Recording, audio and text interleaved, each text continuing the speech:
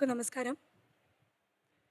കുട്ടികളിലെ കുറ്റകൃത്യങ്ങൾ, ആരാണ് കുറ്റക്കാർ എന്നുള്ള ഒരു സെഷനാണ് നമ്മൾ ഇന്ന് കഥയിൽ KLFൻ്റെ രണ്ടാമത്തെ ദിവസമായിട്ടുള്ള ഇന്ന് ചർച്ച ചെയ്യാൻ പോകുന്നത്. ഇന്ന് കഴിഞ്ഞ കുറച്ച് ദിവസങ്ങളിലായിട്ട് അല്ലെങ്കിൽ മാസങ്ങളിലായിട്ട് കേരളത്തിലെമ്പാടും ഒരു മോറൽ പാനിക് സൃഷ്ടിച്ചുകൊണ്ട് കടന്നു പോകുന്നൊരു വിഷയമാണിത്. എവിടെയൊക്കെയോ ഒറ്റപ്പെട്ടിട്ടുള്ള കുറേ സംഭവങ്ങളും അതിനെ ഏറ്റുപിടിച്ചുകൊണ്ടുള്ള മാധ്യമ വിചാരണകളും വളരെയേറെ നടന്നുകൊണ്ടിരിക്കുന്ന ഈ സാഹചര്യത്തിൽ കുട്ടികളുടെ ഭാഗത്ത് മാത്രമാണ് തെറ്റ് എന്നും അവരെ ഒട്ടും കൺട്രോൾ ചെയ്യാൻ സാധിക്കാത്ത രീതിയിൽ കുട്ടികൾ മാറുന്നുവെന്നും സ്കൂളുകളിലും സാമൂഹിക ഇടങ്ങളിലും വീടുകളിലും കുട്ടികൾ ഒട്ടും മുതിർന്നവരുമായിട്ട് കണക്ട് ചെയ്യുന്നില്ല എന്നുമുള്ള രീതിയിലുള്ള ഒരു ജനറലൈസ് ആയിട്ടുള്ള അഭിപ്രായം എല്ലായിടത്തും വരുന്ന ഒരു സാഹചര്യത്തിൽ ഇത്തരമൊരു വിഷയത്തിൽ KLF പോലൊരു വേദിയിൽ ഇതിന് വളരെ പ്രാധാന്യമുണ്ട്.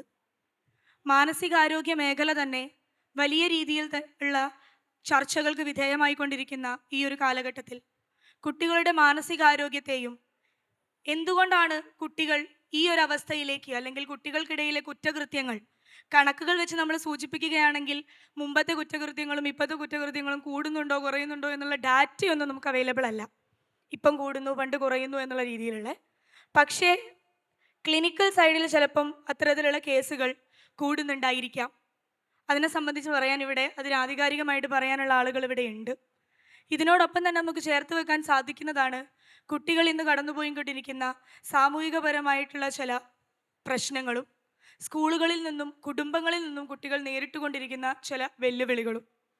ഇതിനെ സംബന്ധിച്ചും ചർച്ച ചെയ്യാൻ സ്കൂളുകളെയും കുട്ടികളുടെ സാമൂഹികപരമായിട്ടും വ്യക്തിപരമായിട്ടും അതുപോലെ തന്നെ മറ്റെല്ലാ ഘടകങ്ങളും കൂട്ടിച്ചേർത്തുകൊണ്ട് ഇതിൽ ഒരു മാനസികപരമായിട്ടുള്ള ഒരു അപ്രോച്ച് ഇതിനാവശ്യമായിട്ടുണ്ട് എന്നാണ് തോന്നുന്നത്.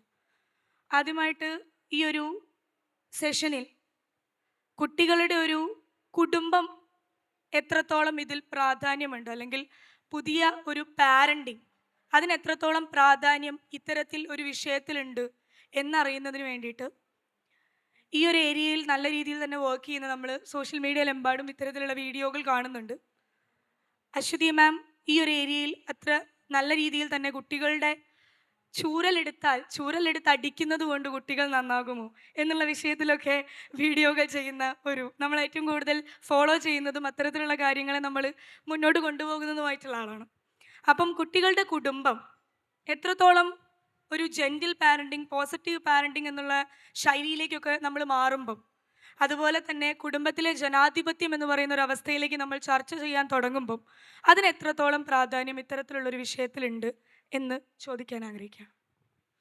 Thank you Abhirami. എല്ലാവർക്കും നമസ്കാരം. കുട്ടികളെക്കുറിച്ച് വളരെ ആശങ്കയോടെ സംസാരിക്കുന്ന ഒരുപാട് പേരൻസിനെ കാണുന്ന ഒരു കാലഘട്ടമാണ്. ഇപ്പം എല്ലാവരും പറയുന്നത് അയ്യോ ഇപ്പോഴത്തെ തലമുറ ഭയങ്കര പ്രശ്നമായി പോയി, ആകെ പ്രശ്നമാണ്, നമ്മളൊക്കെ ഭയങ്കര അടിപൊളിയായിരുന്നു, നമ്മുടെ ജനറേഷൻ എന്നൊക്കെ പറഞ്ഞാൽ ഭയങ്കര സൂപ്പറായിരുന്നു എന്നൊക്കെ പൊതുവെ ഒരു പറച്ചിലുണ്ട്. പക്ഷെ ആത്മപരിശോധന നടത്തിയാലും മുൻ തലമുറയിലേക്കൊക്കെ തിരിഞ്ഞു നോക്കിയാലും നമുക്കറിയാം എല്ലാ കാലഘട്ടത്തിലും വ്യവസ്ഥിതികളെയൊക്കെ വെല്ലുവിളിക്കുന്ന കുട്ടികൾ, അല്ലെന്നുണ്ടെങ്കിൽ കൃത്യമായിട്ട് നമ്മൾ സെറ്റ് ചെയ്തിരിക്കുന്ന റൂൾസിനെയൊക്കെ എപ്പോഴും ക്വസ്റ്റ്യൻ ചെയ്യുന്ന, ഓട്ടോണമി ക്ലെയിം ചെയ്യുന്ന കുട്ടികളെ തന്നെയാണ് എല്ലാ ജനറേഷനിലും നമുക്ക് കാണാൻ പറ്റുന്നത്. ഇപ്പോൾ കുറച്ചും കൂടി കുട്ടികൾ ചെയ്യുന്ന ക്രൈം ആയിക്കോട്ടെ, അല്ലെന്നുണ്ടെങ്കിൽ അത്തരത്തിലുള്ള കാര്യങ്ങൾക്ക് വിസിബിലിറ്റി കൂടുന്നുണ്ട് എന്നുള്ളത് ഒരു വലിയൊരു കാര്യം തന്നെയാണ്. ഒരു സംഭവം എവിടെയെങ്കിലും നടന്നു കഴിഞ്ഞാൽ, നമ്മുടെ വീടിൻ്റെ ചുറ്റുവട്ടത്ത് നടക്കുന്ന ഒരു സംഭവം പോലെ തന്നെ നമ്മൾ ലോകമെമ്പാടും നടക്കുന്ന ക്രൈമുകളും നമ്മൾ അത്രയധികം കേൾക്കുന്നുണ്ട്, അത് ഹൈലൈറ്റ് ചെയ്യപ്പെടുന്നുമുണ്ട് എന്നുള്ളതാണ്. പണ്ടൊക്കെയും സ്കൂളുകളിലാണെങ്കിലും നടന്നിട്ടുള്ള ഇപ്പം അധ്യാപകരെ സ്കൂളിൽ ക്ലാസ് റൂമിലൊക്കെ പൂട്ടിയിട്ടിട്ടുള്ള കഥകളൊക്കെ എൻ്റെ അച്ഛൻ പോലും പറഞ്ഞ് ഞാൻ കേട്ടിട്ടുണ്ട്. അവർ പ്രിൻസിപ്പളിനെ ഖരാവോ ചെയ്തിരുന്നു എന്ന് പറയുന്നുണ്ട്. ഇന്നിപ്പോൾ നമ്മളിത് ചെയ്യുകയാണെങ്കിൽ നമ്മൾ കുറച്ച് ദിവസത്തേക്ക് സോഷ്യൽ മീഡിയയിൽ നമ്മൾ ചർച്ചയ്ക്ക് വെക്കുന്ന ഒരു വിഷയമാണ്. അന്ന് അത് അവരുടെ ഒരു സ്കൂളിലും ഇന്നിപ്പോൾ അച്ഛൻ പറയുന്ന കഥകളിലും ഒതുങ്ങിയിട്ടുള്ളൊരു കാര്യമാണ്. അപ്പോൾ എല്ലാ തലമുറകളിലും അത്തരത്തിലുള്ള സംഭവങ്ങൾ ഉണ്ടായിട്ടുണ്ടായിരുന്നു എന്നുള്ളത് നമ്മൾ അക്സെപ്റ്റ് ചെയ്യേണ്ട കാര്യമാണ്. ഇന്നിപ്പോൾ അത് കൂടുന്നുണ്ടോ എന്ന് ചോദിച്ചു കഴിഞ്ഞാൽ ചിലപ്പം ഇൻറ്റൻസിറ്റി കൂടാനുള്ള സാധ്യത ഉണ്ടാവണം. കാരണം ഇപ്പം നമ്മൾ പേരൻറ്റിങ്ങിലേക്ക് വരികയാണെങ്കിലും ഇപ്പോഴത്തെ പേരൻസ് ആണെങ്കിലും നമ്മളൊക്കെ സ്ട്രഗിൾ ചെയ്യുന്ന ഒരു കാര്യം, നമുക്ക് പണ്ടത്തെ സെറ്റ് പാറ്റേണുകളൊന്നും വെച്ചിട്ട് ഇപ്പോഴത്തെ കുട്ടികളെ പേരൻറ്റ് ചെയ്യാൻ പറ്റില്ല എന്നുള്ളത് അതൊരു ഫാക്റ്റാണ്. നമ്മൾ അക്സെപ്റ്റ് ചെയ്യേണ്ട ഒരു കാര്യമാണെന്നാണ് എനിക്ക് തോന്നുന്നത്. കാരണം ജനറേഷൻ മാറിയിട്ടുണ്ട്. ഡിജിറ്റൽ യുഗത്തിലേക്ക് ജനിച്ചു വീണിട്ടുള്ള കുട്ടികളാണ്. ഗ്ലോബൽ പേഴ്സ്പെക്റ്റീവ് കണ്ടു വളരുന്ന കുട്ടികളാണ്. അവർക്ക് അവരുടെ ബൗണ്ടറീസിനെ കുറിച്ചും അവരുടെ റൈറ്റ്സിനെ കുറിച്ചും കൃത്യമായിട്ടുള്ള ധാരണകളുള്ള കുട്ടികളാണ്. അപ്പോൾ അവരോട് ഇത് മൈ ഹോം മൈ റൂൾസ് എന്നുള്ള തരത്തിൽ നമ്മൾ അത്തരം പേരൻറ്റിങ് പാറ്റേണുകൾ സെറ്റ് ചെയ്യാൻ ശ്രമിച്ചു കഴിഞ്ഞാൽ തീർച്ചയായിട്ടും അവരത് ക്വസ്റ്റ്യൻ ചെയ്യാനുള്ള സാധ്യതയുണ്ട്.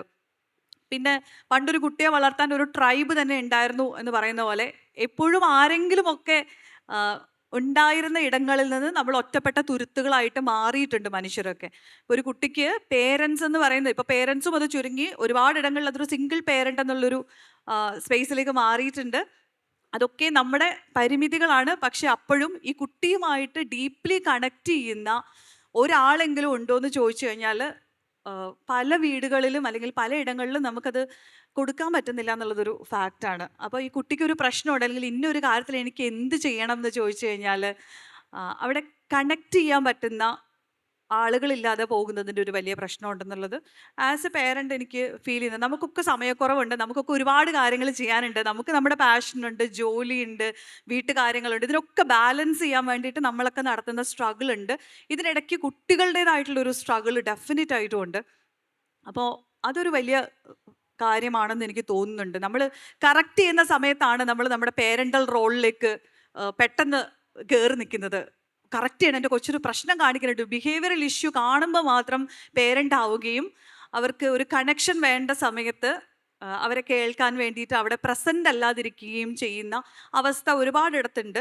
അത് തീർച്ചയായിട്ടും ഇത്തരം കാര്യങ്ങളിലേക്ക് പോകാനുള്ളത് കൃത്യം ഒരു ബൗണ്ടറി സെറ്റ് ചെയ്ത് കൊടുക്കാനോ ഗൈഡ് ലൈൻസ് കൊടുക്കാനോ ഒക്കെ നമ്മൾ അവൈലബിൾ അല്ലാത്തതിൻ്റെ പ്രശ്നങ്ങൾ ഉണ്ടാവാറുണ്ടെന്ന് എനിക്ക് തോന്നുന്നുണ്ട്. പിന്നെ ഒരുപാട് പേര് ഇപ്പോൾ ജെൻറ്റിൽ പേരൻറ്റിംഗ് എന്നുള്ള ടേം പറഞ്ഞപ്പോൾ എല്ലാവരും വിചാരിക്കുന്നത് ജെൻറ്റിൽ പേരൻറ്റിംഗ് എന്ന് പറഞ്ഞാൽ it's very gentle and it's child driven എന്നാണ് എല്ലാവരും വിചാരിക്കുന്നത്. കുട്ടി പറയുന്നു, നമ്മൾ അതിൻ്റെ പുറകെ പോകുന്നു എന്നാണ് എല്ലാവരുടെയും ധാരണ.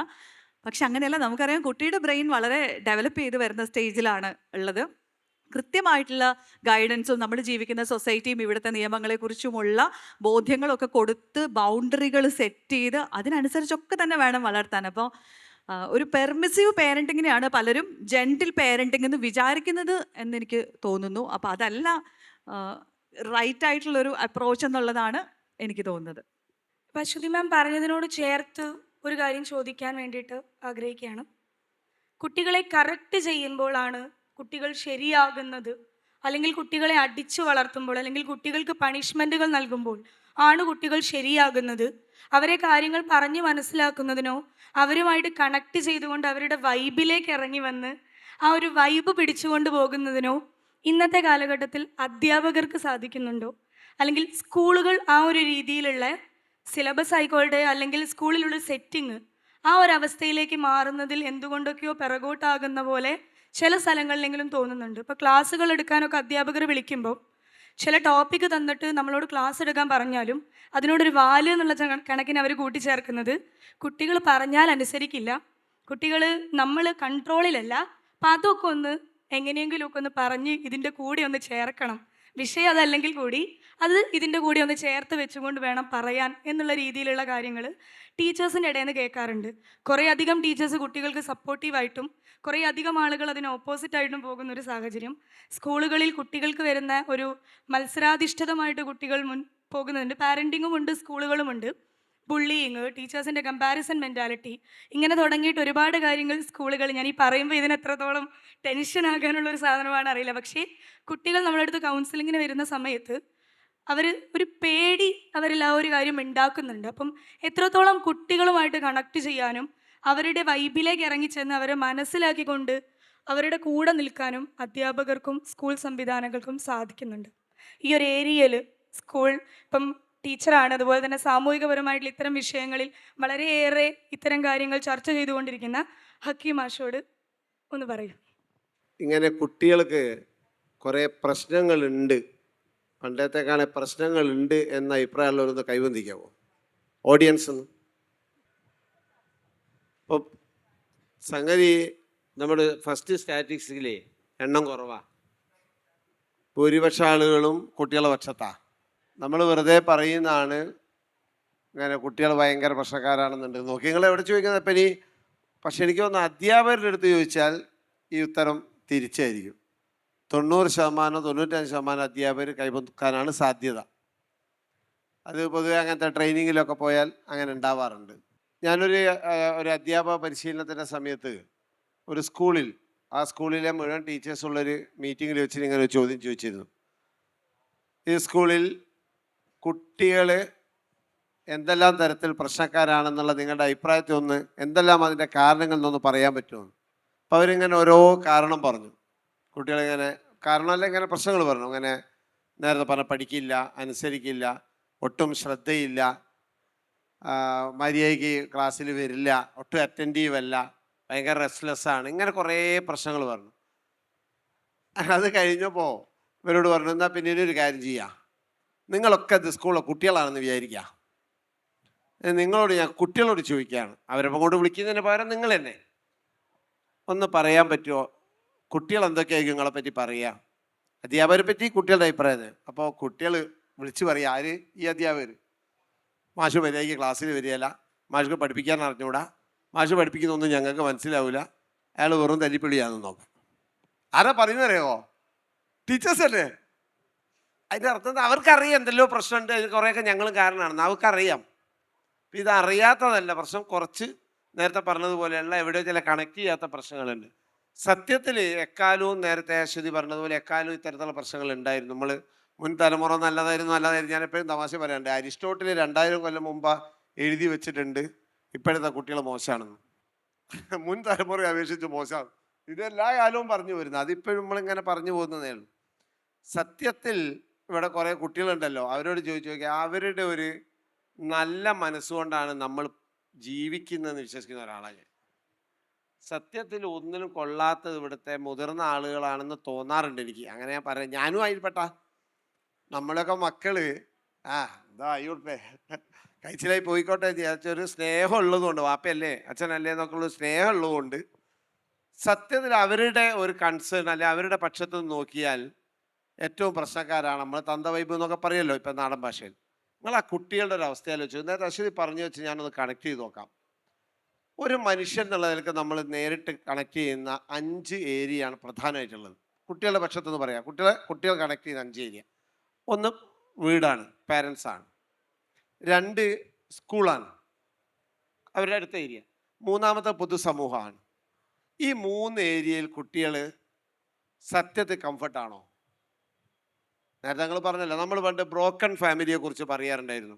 ഇപ്പം അതിൻ്റെ എണ്ണം അല്ല പറയണ്ടേ, നിങ്ങൾ ഡിസ്ഫങ്ഷണൽ ഫാമിലിയെ കുറിച്ച് പറയണം. ഇപ്പോൾ കുടുംബം ഉണ്ടെന്നേ ഉള്ളൂ, it is not functional as a family. കാരണം നേരത്തെ പറഞ്ഞതുപോലെ ഓരോരുത്തർ തുരുത്തുകളായി അപ്പുറം അപ്പുറമായി. നമ്മൾ തന്നെ ഇപ്പോൾ ഇപ്പുറത്തെ റൂമിൽ നിന്ന് അപ്പുറത്തെ റൂമിലേക്ക് ഒരു ചായ എടുക്കുമെന്ന് മെസ്സേജ് ചെയ്യുന്ന സ്ഥിതിയിലാണ്. അപ്പോൾ തികച്ചും കുടുംബം എന്നുള്ള സ്ഥലത്ത് നിന്ന് ഡിസ്ഫങ്ഷണലായി. നമ്മുടെ വീടുകളുടെ ഒരു ആർക്കിടെക്ചർ ഡെവലപ്പ് ചെയ്ത് എങ്ങനെ അറിയാം നിങ്ങൾക്ക്? വീട്ടിൽ ഒരു കാലത്ത് ഒരു 20, 30, 40 കൊല്ലം അല്ലെങ്കിൽ 50 കൊല്ലം മുമ്പത്തെ വീടുകളിലൊക്കെ ചെറിയ ഉമ്മറും ചെറിയ, അതായത് വിശാലമായൊരു കൊലയി കഴിഞ്ഞാൽ ചെറിയ മുറികളാണ്. പിന്നീട് ആർക്കിടെക്ചർ മാറിയിട്ട് വലിയ സിറ്റിംഗ് റൂം വന്നു. എങ്ങനെയാണ് വലിയ സിറ്റിംഗ് റൂമുകൾ ഉണ്ടായത്? അതിന് സാധ്യത ഉണ്ടാക്കിയപ്പോഴാണ് ഫാമിലി ഒന്നിച്ചിരിക്കുന്ന ഒരു സാഹചര്യം രൂപപ്പെട്ടപ്പോഴാണ്. അതിന് ഏറ്റവും പ്രധാന കാരണമായത് TV ആണ്. വേറെ രസവും കൂടിയാണ്. അടുത്ത ഇപ്പോൾ ഒരാൾ വീടുണ്ടാക്കുകയാണെങ്കിൽ ആരെങ്കിലും സിറ്റിംഗ് റൂം ഉണ്ടാക്കുമോ? അതിൻ്റെ ആവശ്യമുണ്ടോ? ആരെങ്കിലും ഒന്നിച്ചിരിക്കുന്നുണ്ടോ? ഇല്ലല്ലോ. എല്ലാവർക്കും ചെറിയ ചെറിയ ക്യൂബ്സ് മതി ഇനി വീട് എന്ന് പറഞ്ഞാൽ.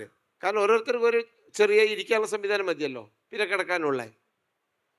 അങ്ങനെ ഈ 3ഉം ഒരു പൂർണ്ണമായും കംഫർട്ട് അല്ലാത്ത ഏരിയമാരെ. ടീച്ചേഴ്സിൻ്റെ സ്കൂളത്തെ ഒരു കുട്ടിക്ക് എന്ത് ഒരു ഇൻഡിവിജ്വൽ എന്ന നിലയ്ക്ക് എന്ത് അംഗീകാരമാണ് ഒരു കുട്ടിക്ക് സ്കൂൾ കിട്ടുന്നത്? രാവിലെ വന്ന് വൈകുന്നേരം തിരിച്ചു പോകുന്നത്. ആ കുട്ടീൻ്റെ എന്ത് ക്രിയേറ്റിവിറ്റി അഡ്രസ്സ് ചെയ്യുന്നത്? സത്യത്തിൽ അത്രത്തോളം പറയാൻ പാടില്ലെങ്കിൽ പോലും പറയുന്നത് നമ്മൾ ഇങ്ങനത്തെ ഡിസ്കഷനിൽ നമ്മളത് എടുത്തിടണമല്ലോ. ആ കുട്ടിയുടെ ഒരു തികച്ചും അവൻ്റെ ക്രിയേറ്റീവായുള്ള ഒരു ഇൻഡിവിജ്വാലിറ്റിയെ അഡ്രസ്സ് ചെയ്യാൻ പലപ്പോഴും വളരെ ദുർബലമാണ് നമ്മുടെ സിസ്റ്റം. അതാരുടെ കുഴപ്പമല്ല, അധ്യാപകരുടെ കുഴപ്പമൊന്നും ഞാൻ പറയുന്നില്ല, സിസ്റ്റം വളരെ ദുർബലമാണ്. 3-മത്തെ നമ്മൾ പറഞ്ഞ സൊസൈറ്റിയാണ്. സൊസൈറ്റിയിൽ പഴയതുപോലെ മൊത്തത്തിലൊരു ഗ്ലോബലൈസ്ഡ് ആയിട്ടുള്ള അല്ലെങ്കിൽ അർബനൈസ്ഡ് ആയി മാറിക്കഴിഞ്ഞാൽ ഒരു സൊസൈറ്റിയിൽ ഇന്നാളുടെ മകൻ എന്നാളുടെ മകൾ ഇന്ന പരസ്പര ബന്ധം അങ്ങനെയൊക്കെ ഏതെങ്കിലും നമ്മുടെ കുട്ടികൾക്കാർക്കും നമ്മുടെ സമൂഹമായിട്ടുണ്ടോ? ആർക്കും ഇല്ലല്ലോ. പിന്നെ നാലാമത്തെ അഞ്ചാമത്താണ് അവർക്ക് അല്പം കംഫർട്ടബിൾ ഏരിയ. 4 അവരുടെ ഫ്രണ്ട്സ് ഗ്രൂപ്പാണ്, 5 അവരുടെ സോഷ്യൽ മീഡിയ ആണ്. അതുകൊണ്ടാണ് നമ്മൾ എൻ്റെ ആ പയ്യൻ അങ്ങനെ ചെയ്യുന്നവനല്ലായിരുന്നു, എന്നിട്ട് ഇവനെങ്ങനെ ഈ ക്രൈമിൽ കമ്മിറ്റ് ചെയ്തു എന്നൊക്കെ ചോദിക്കും നമ്മൾ. കാരണം അയാളുടെ ഫ്രണ്ട്സിന് വേണ്ടി എന്തും ചെയ്യാൻ തയ്യാറാണ്. അതാണ് വേറെ സൈക്കോളജിയാണ് വർക്ക് ചെയ്യുന്നത്. അയാൾ ഇൻഡിവിജ്വലിൻ്റെ താല്പര്യം പോലും അല്ല. അതിനെക്കുറിച്ചൊക്കെ എനിക്ക് തോന്നുന്നു സയൻറ്റിഫിക് ആയിട്ട് റഹീമുദ്ദീൻ സംസാരിക്കുകയായിരിക്കും. അപ്പോൾ ഈ ഏരിയകൾ, ബാക്കിയുള്ള ഏരിയകളൊക്കെ ദുർബലമാകുമ്പോൾ ശരിക്കും കുറെ കൂടി ശക്തമാവേണ്ടിയിരുന്ന ഏരിയകൾ ദുർബലമാകുമ്പോൾ ദുർബലമാവേണ്ടിയിരുന്ന ഏരിയകൾ ശക്തമാകുന്നു. നമ്മൾ എപ്പോഴെങ്കിലും നമ്മൾ ഈ ഡിജിറ്റൽ വെൽബീയിങ്ങിനെ കുറിച്ച് കുട്ടികൾക്ക് പറഞ്ഞു കൊടുത്തിട്ടുണ്ടോ? അല്ല നമുക്കറിയാവോ? നമ്മുടെ മുതിർന്ന തലമുറ പറയുന്നു കുട്ടികൾ ഈ വെർച്വൽ ആയിട്ടുള്ള ഒരു അണ്ടർ വേൾഡിലൂടെയാണ് സഞ്ചരിക്കുന്നത്. ഇത് അണ്ടർ വേൾഡാണോ ബാഹർ വേൾഡാണോ എന്ന് ആർക്കറിയാം? ഇവിടുത്തെ മുതിർന്ന തലമുറയ്ക്ക് ആർക്കെങ്കിലും അറിയാമോ ഇത് പറഞ്ഞു കൊടുക്കാൻ? എത്രമാത്രം കണ്ടന്റുകളുടെ ഒരു ലോകത്താണ് നിൽക്കുന്നതെന്ന്, ആ കണ്ടന്റുകളിലേക്ക് എങ്ങനെയാണ് പോവേണ്ടതെന്ന്, അതിൽ എന്തൊക്കെയാണ് ഫിൽട്ടർ ചെയ്യേണ്ടതെന്ന്, ഏതൊക്കെയാണ് സെലക്ട് ചെയ്യേണ്ടിയിരുന്നതെന്ന്, ഏതൊക്കെയായിരുന്നു നമ്മൾ ബാൻ ചെയ്യേണ്ടിയിരുന്നത്, ഏതൊക്കെയായിരുന്നു പിന്നോക്കം പോവേണ്ടിയിരുന്നത് എന്ന് അറിയുന്ന, പറഞ്ഞു കൊടുക്കാൻ കഴിയുന്ന ഒരു സിസ്റ്റം ഇവിടെ എവിടെയെങ്കിലും ഉണ്ടോ? മുതിർന്നവരിൽ സർക്കാർ സംവിധാനത്തിലുണ്ടോ? ഇല്ലല്ലോ. നമ്മളെല്ലാവരും കുട്ടികൾക്ക് അതൊരു വലിയ ഭയങ്കരമായ പ്രശ്നമല്ലേ? അപ്പം നമ്മുടെ കുറ്റത്തിന് നമ്മൾക്ക് പറഞ്ഞു കൊടുക്കാൻ കഴിയാതെ പോയതിന് പ്രതിസ്ഥാനത്ത് നിൽക്കുന്നത് കുട്ടികളാണെന്നുള്ളതാണ് അവസ്ഥ. ഞാൻ കുട്ടികളെ ന്യായീകരിക്കുകയല്ല, ഈ സിസ്റ്റത്തിൻ്റെ ദൗർബല്യം അങ്ങനെയാണ് ഇഷ്യൂസ് ഉണ്ടാക്കുന്നതുള്ളതാണ്. പിന്നെ നേരത്തെ പറഞ്ഞ എൻ്റെ സ്റ്റാറ്റിസ്റ്റിക്സിൽ എനിക്ക് സംശയമുണ്ട്. ഈ എണ്ണത്തിന് സമയത്തോ ഞാൻ എപ്പോഴും ചോദിക്കാറുണ്ട്, ഇപ്പം പീഡനം കൂടിയാണോ കുറഞ്ഞാണോ എന്ന്. ഇവിടെ ഇരിക്കുന്ന സ്ത്രീ സുഹൃത്തുക്കളൊന്ന് പറയാം, ഒരു 25 കൊല്ലം മുമ്പേ അല്ലെങ്കിൽ 15 കൊല്ലം മുമ്പേത്തേക്കാണ് ഇപ്പോൾ പീഡനം കൂടിയതാണോ കുറഞ്ഞാണോ? ദിവസം പത്രത്തിൽ 10 വാർത്തയെങ്കിലും ഉണ്ടാവും പെൺകുട്ടികളെ പീഡിപ്പിച്ച്. കൂടിയതാണോ? അതാണ് റിപ്പോർട്ടിംഗ് ആണ് കൂടിയത്, ഇല്ലേ? നേരത്തെ നിങ്ങൾ പറഞ്ഞതിൻ്റെ കാര്യം. ഇപ്പോൾ ഒരു സ്കൂളിൽ ഒരു കുട്ടി ഉണ്ടാക്കുന്ന ഒരു പ്രശ്നം പോലും വൈറലാവുകയോ സോഷ്യൽ മീഡിയയിലൊക്കെ വലിയ ചർച്ചയാവുകയോ ചെയ്യുന്നു. അതുകൊണ്ട് എന്ത് ചെയ്യുന്നു, നമ്മൾ ഇതിൻ്റെ ഭയങ്കര എണ്ണം കൂടിയായിരുന്നു തോന്നുന്നു. 2024 ഓക്സ്ഫോർഡ് യൂണിവേഴ്സിറ്റി കീവേഡായിട്ട് തിരഞ്ഞെടുത്ത വാക്ക് ബ്രെയിൻ റോട്ട് എന്നാണ്. ബ്രെയിൻ റോട്ട് എന്ന വാക്കിൻ്റെ അർത്ഥം തരുമോ? നമ്മൾക്കിങ്ങനെ വരുന്ന കണ്ടന്റിനെ എന്താണോ ഉദ്ദേശിക്കുന്ന ആ രീതിയിൽ നമ്മുടെ മസ്തിഷ്കത്തെ ആ രീതിയിൽ കണ്ടീഷൻ ചെയ്യാൻ പറ്റുക, അല്ലെങ്കിൽ മലിനീകരിക്കാൻ പറ്റുന്ന കണ്ടന്റുകൾ വെച്ച് ചെയ്യുന്ന സംവിധാനം. നിങ്ങൾ ഒരു 2 or 3 സെർച്ച് ഈ കുട്ടികളുടെ ക്രൈമിനെ വെച്ച് ചെയ്തു കഴിഞ്ഞാൽ AI അൽഗോരിതം വെച്ചുകൊണ്ട് പിന്നെ നിങ്ങൾക്ക് വന്നുകൊണ്ടിരിക്കുന്ന കണ്ടന്റുകൾ മുഴുവൻ ഈ സാധനമായിരിക്കും. നിങ്ങൾ പിണറായി വിജയൻ്റെ ഒരു പ്രസംഗം 3 പ്രാവശ്യം സെർച്ച് ചെയ്ത് കണ്ടാൽ പിന്നെ നിങ്ങൾ തുറന്നു നോക്കുന്ന TV അല്ല, നിങ്ങൾ ഫോണിലേക്ക് നിങ്ങൾ തുറക്കണ്ട, താനേ പിണറായി വിജയൻ വന്നുകൊണ്ട് പോകും. അത് AI അൽഗോരിതമാണ്. ഈ സാധനം തന്നെ ഇതിൽ പലരും വർക്ക് ചെയ്യുന്നത്. അധ്യാപകരൊക്കെ ഭയങ്കര മോറൽ പാനിക് എന്ന വാക്ക് നേരത്തെ വില്യം കോഹൻ ഉപയോഗിച്ച ആ ടേം ഉപയോഗിച്ചു മോഡറേറ്റർ. ഈ ഒരു മോറൽ പാനിക് അവസ്ഥയിലേക്ക് മാറ്റി തീർക്കുന്ന വിധം കണ്ടന്റുകൾ ഇങ്ങനെ വന്നുകൊണ്ടിരിക്കുകയും ഇത്തരത്തിലുള്ള സാധനങ്ങൾ വന്നു കയറുകയാണ്. നമ്മൾ ഇതിനെ അങ്ങനെ ആശങ്കപ്പെടുകയാണോ വേണ്ടത്, അതല്ല വളരെ സയൻറ്റിഫിക് ആയിട്ട് അതിനെങ്ങനെയാണ് സമീപിക്കേണ്ടത് എന്നാണ് ഈ ഗൗരവമായി ആലോചിക്കേണ്ടത് തോന്നുന്നു. അതിനെ കുറെ കൂടി സയൻറ്റിഫിക്കായി പറയാൻ പറ്റുന്ന ഒരാൾ റഹീമുദ്ദീൻ ആയിരിക്കും ഞാൻ വിചാരിക്കുന്നു. ഹക്കീം മാഷ് പറഞ്ഞതിൽ നിന്ന് തന്നെ തുടർച്ച എന്നുള്ള രീതിയിൽ റഹീം സാറോട് ചോദിക്കാൻ ആഗ്രഹിക്കുകയാണ്. ഒരു കോവിഡാനന്തരം എന്ന് പറയുന്ന ഒരു കാര്യം കൂടി കുട്ടികളുടെ കാര്യത്തിൽ നമ്മൾ എടുത്തു പറയേണ്ടതായിട്ടുണ്ട് എന്ന് തോന്നുന്നുണ്ട്. കോവിഡാനന്തരം കുട്ടികളുടെ ഇടയിൽ വർദ്ധിച്ചു വരുന്ന ചില കാര്യങ്ങളിലെങ്കിലും കുട്ടികളുടെ ഇടയിൽ കണ്ടുവരുന്ന ചില അറ്റൻഷനിൽ വരുന്ന ബുദ്ധിമുട്ടുകളും, ഇനി വ്യക്തിത്വപരമായിട്ടുള്ള ചില പേഴ്സണാലിറ്റി ഡിസോർഡർ, അതും ഇത്തരത്തിലുള്ള ചില കാര്യങ്ങളിൽ ബാധകമാകുന്നുണ്ട്. അപ്പം നമ്മൾ ഒരു ഉപരിതലത്തിൽ നിന്ന് നമ്മൾ ചർച്ച ചെയ്യുകയാണെങ്കിൽ ഇത്തരത്തിലുള്ള സ്കൂളുകളിലും അല്ലെങ്കിൽ പാരൻറ്റിങ്ങിലും കുടുംബത്തിലും ഒതുങ്ങി നിൽക്കുന്ന ഒരു ചർച്ച കുട്ടികളുടെ പേഴ്സണാലിറ്റി ഡിസോർഡർ എന്നുള്ള തലത്തിലേക്കോ അല്ലെങ്കിൽ അവരുടെ മാനസിക അവസ്ഥ എന്താണ് എന്നുള്ള തലത്തിലേക്കോ പലപ്പോഴും അത്രയങ്ങോട്ട് ഒരു ഇമ്പോർട്ടൻസ് കിട്ടിയിട്ട് പോകാറില്ല. ചില ആളുകൾ അതിനെ പറ്റിയിട്ട് കൂടുതൽ അവെയർ ആകുന്നു, പറയുന്നു എന്നുള്ളത് ഒഴിച്ചു കഴിഞ്ഞാൽ അതിൻ്റെ സയൻറ്റിഫിക് ആയിട്ടുള്ളൊരു തലം പലപ്പോഴും ഉണ്ടാവാറില്ല. കുട്ടികളുടെ ഒരു അഡോളസൻറ്റ് കാലഘട്ടത്തിൽ ഇതിപ്പോൾ പറഞ്ഞ സമയത്താണ് അതിനോട് അഡോളസൻറ്റ് എന്ന് പറയുന്ന ഒരു സീരീസ്, അഡോളസൻസ് എന്ന് പറയുന്ന ഒരു സീരീസിൽ വരുന്നൊരു കാര്യമുണ്ട്. ലാസ്റ്റ് ഈ സോഷ്യൽ മീഡിയയിലുള്ള എല്ലാത്തിനും ഒരു മീനിങ് ഉണ്ട്. പലപ്പോഴും നമുക്ക് നമ്മുടെ കുട്ടികളത് ഫിൽട്ടർ ചെയ്ത് കൊടുക്കാൻ സാധിക്കുന്നില്ല എന്നുള്ളതും, കുട്ടികളെ മനസ്സിലാക്കാൻ സാധിക്കാതെ വരുന്ന അച്ഛൻ്റെ ലാസ്റ്റ് വരുന്ന ഒരു നിസ്സഹായ അവസ്ഥയും ഒക്കെ സീരീസിൽ അവതരിപ്പിക്കുന്നുണ്ട്. അപ്പം കുട്ടികളുടെ ഒരു ബ്രെയിൻ കുറച്ചും കൂടി അഗ്രഷനോട്, അല്ലെങ്കിൽ അഡോളസൻ്റ് ആയിട്ടുള്ള ഒരു ഏജ് ഗ്രൂപ്പിലുള്ള കുട്ടികൾ അഗ്രഷനോട് കുറച്ചും കൂടി വൾണറബിൾ ആണ് എന്നാണ് പഠനങ്ങൾ പറയുന്നത്.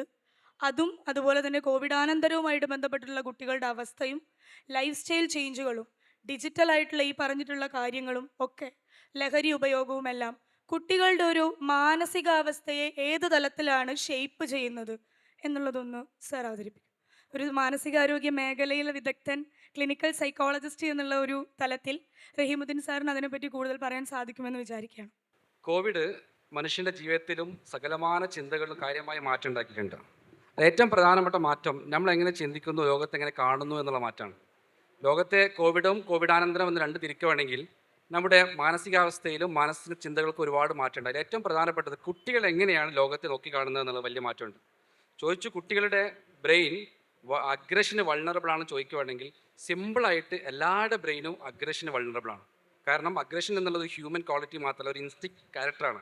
പക്ഷെ അതെങ്ങനെ ഓപ്പറേറ്റ് ചെയ്യുന്നതെന്ന് ശാസ്ത്രീയമായി പഠിക്കുകയാണെങ്കിൽ അഗ്രഷൻ എന്നുള്ളത് വളരെ സിമ്പിളായിട്ട് 1, 2, 3 എന്ന് പറയാൻ പറ്റുന്ന കാര്യമല്ല.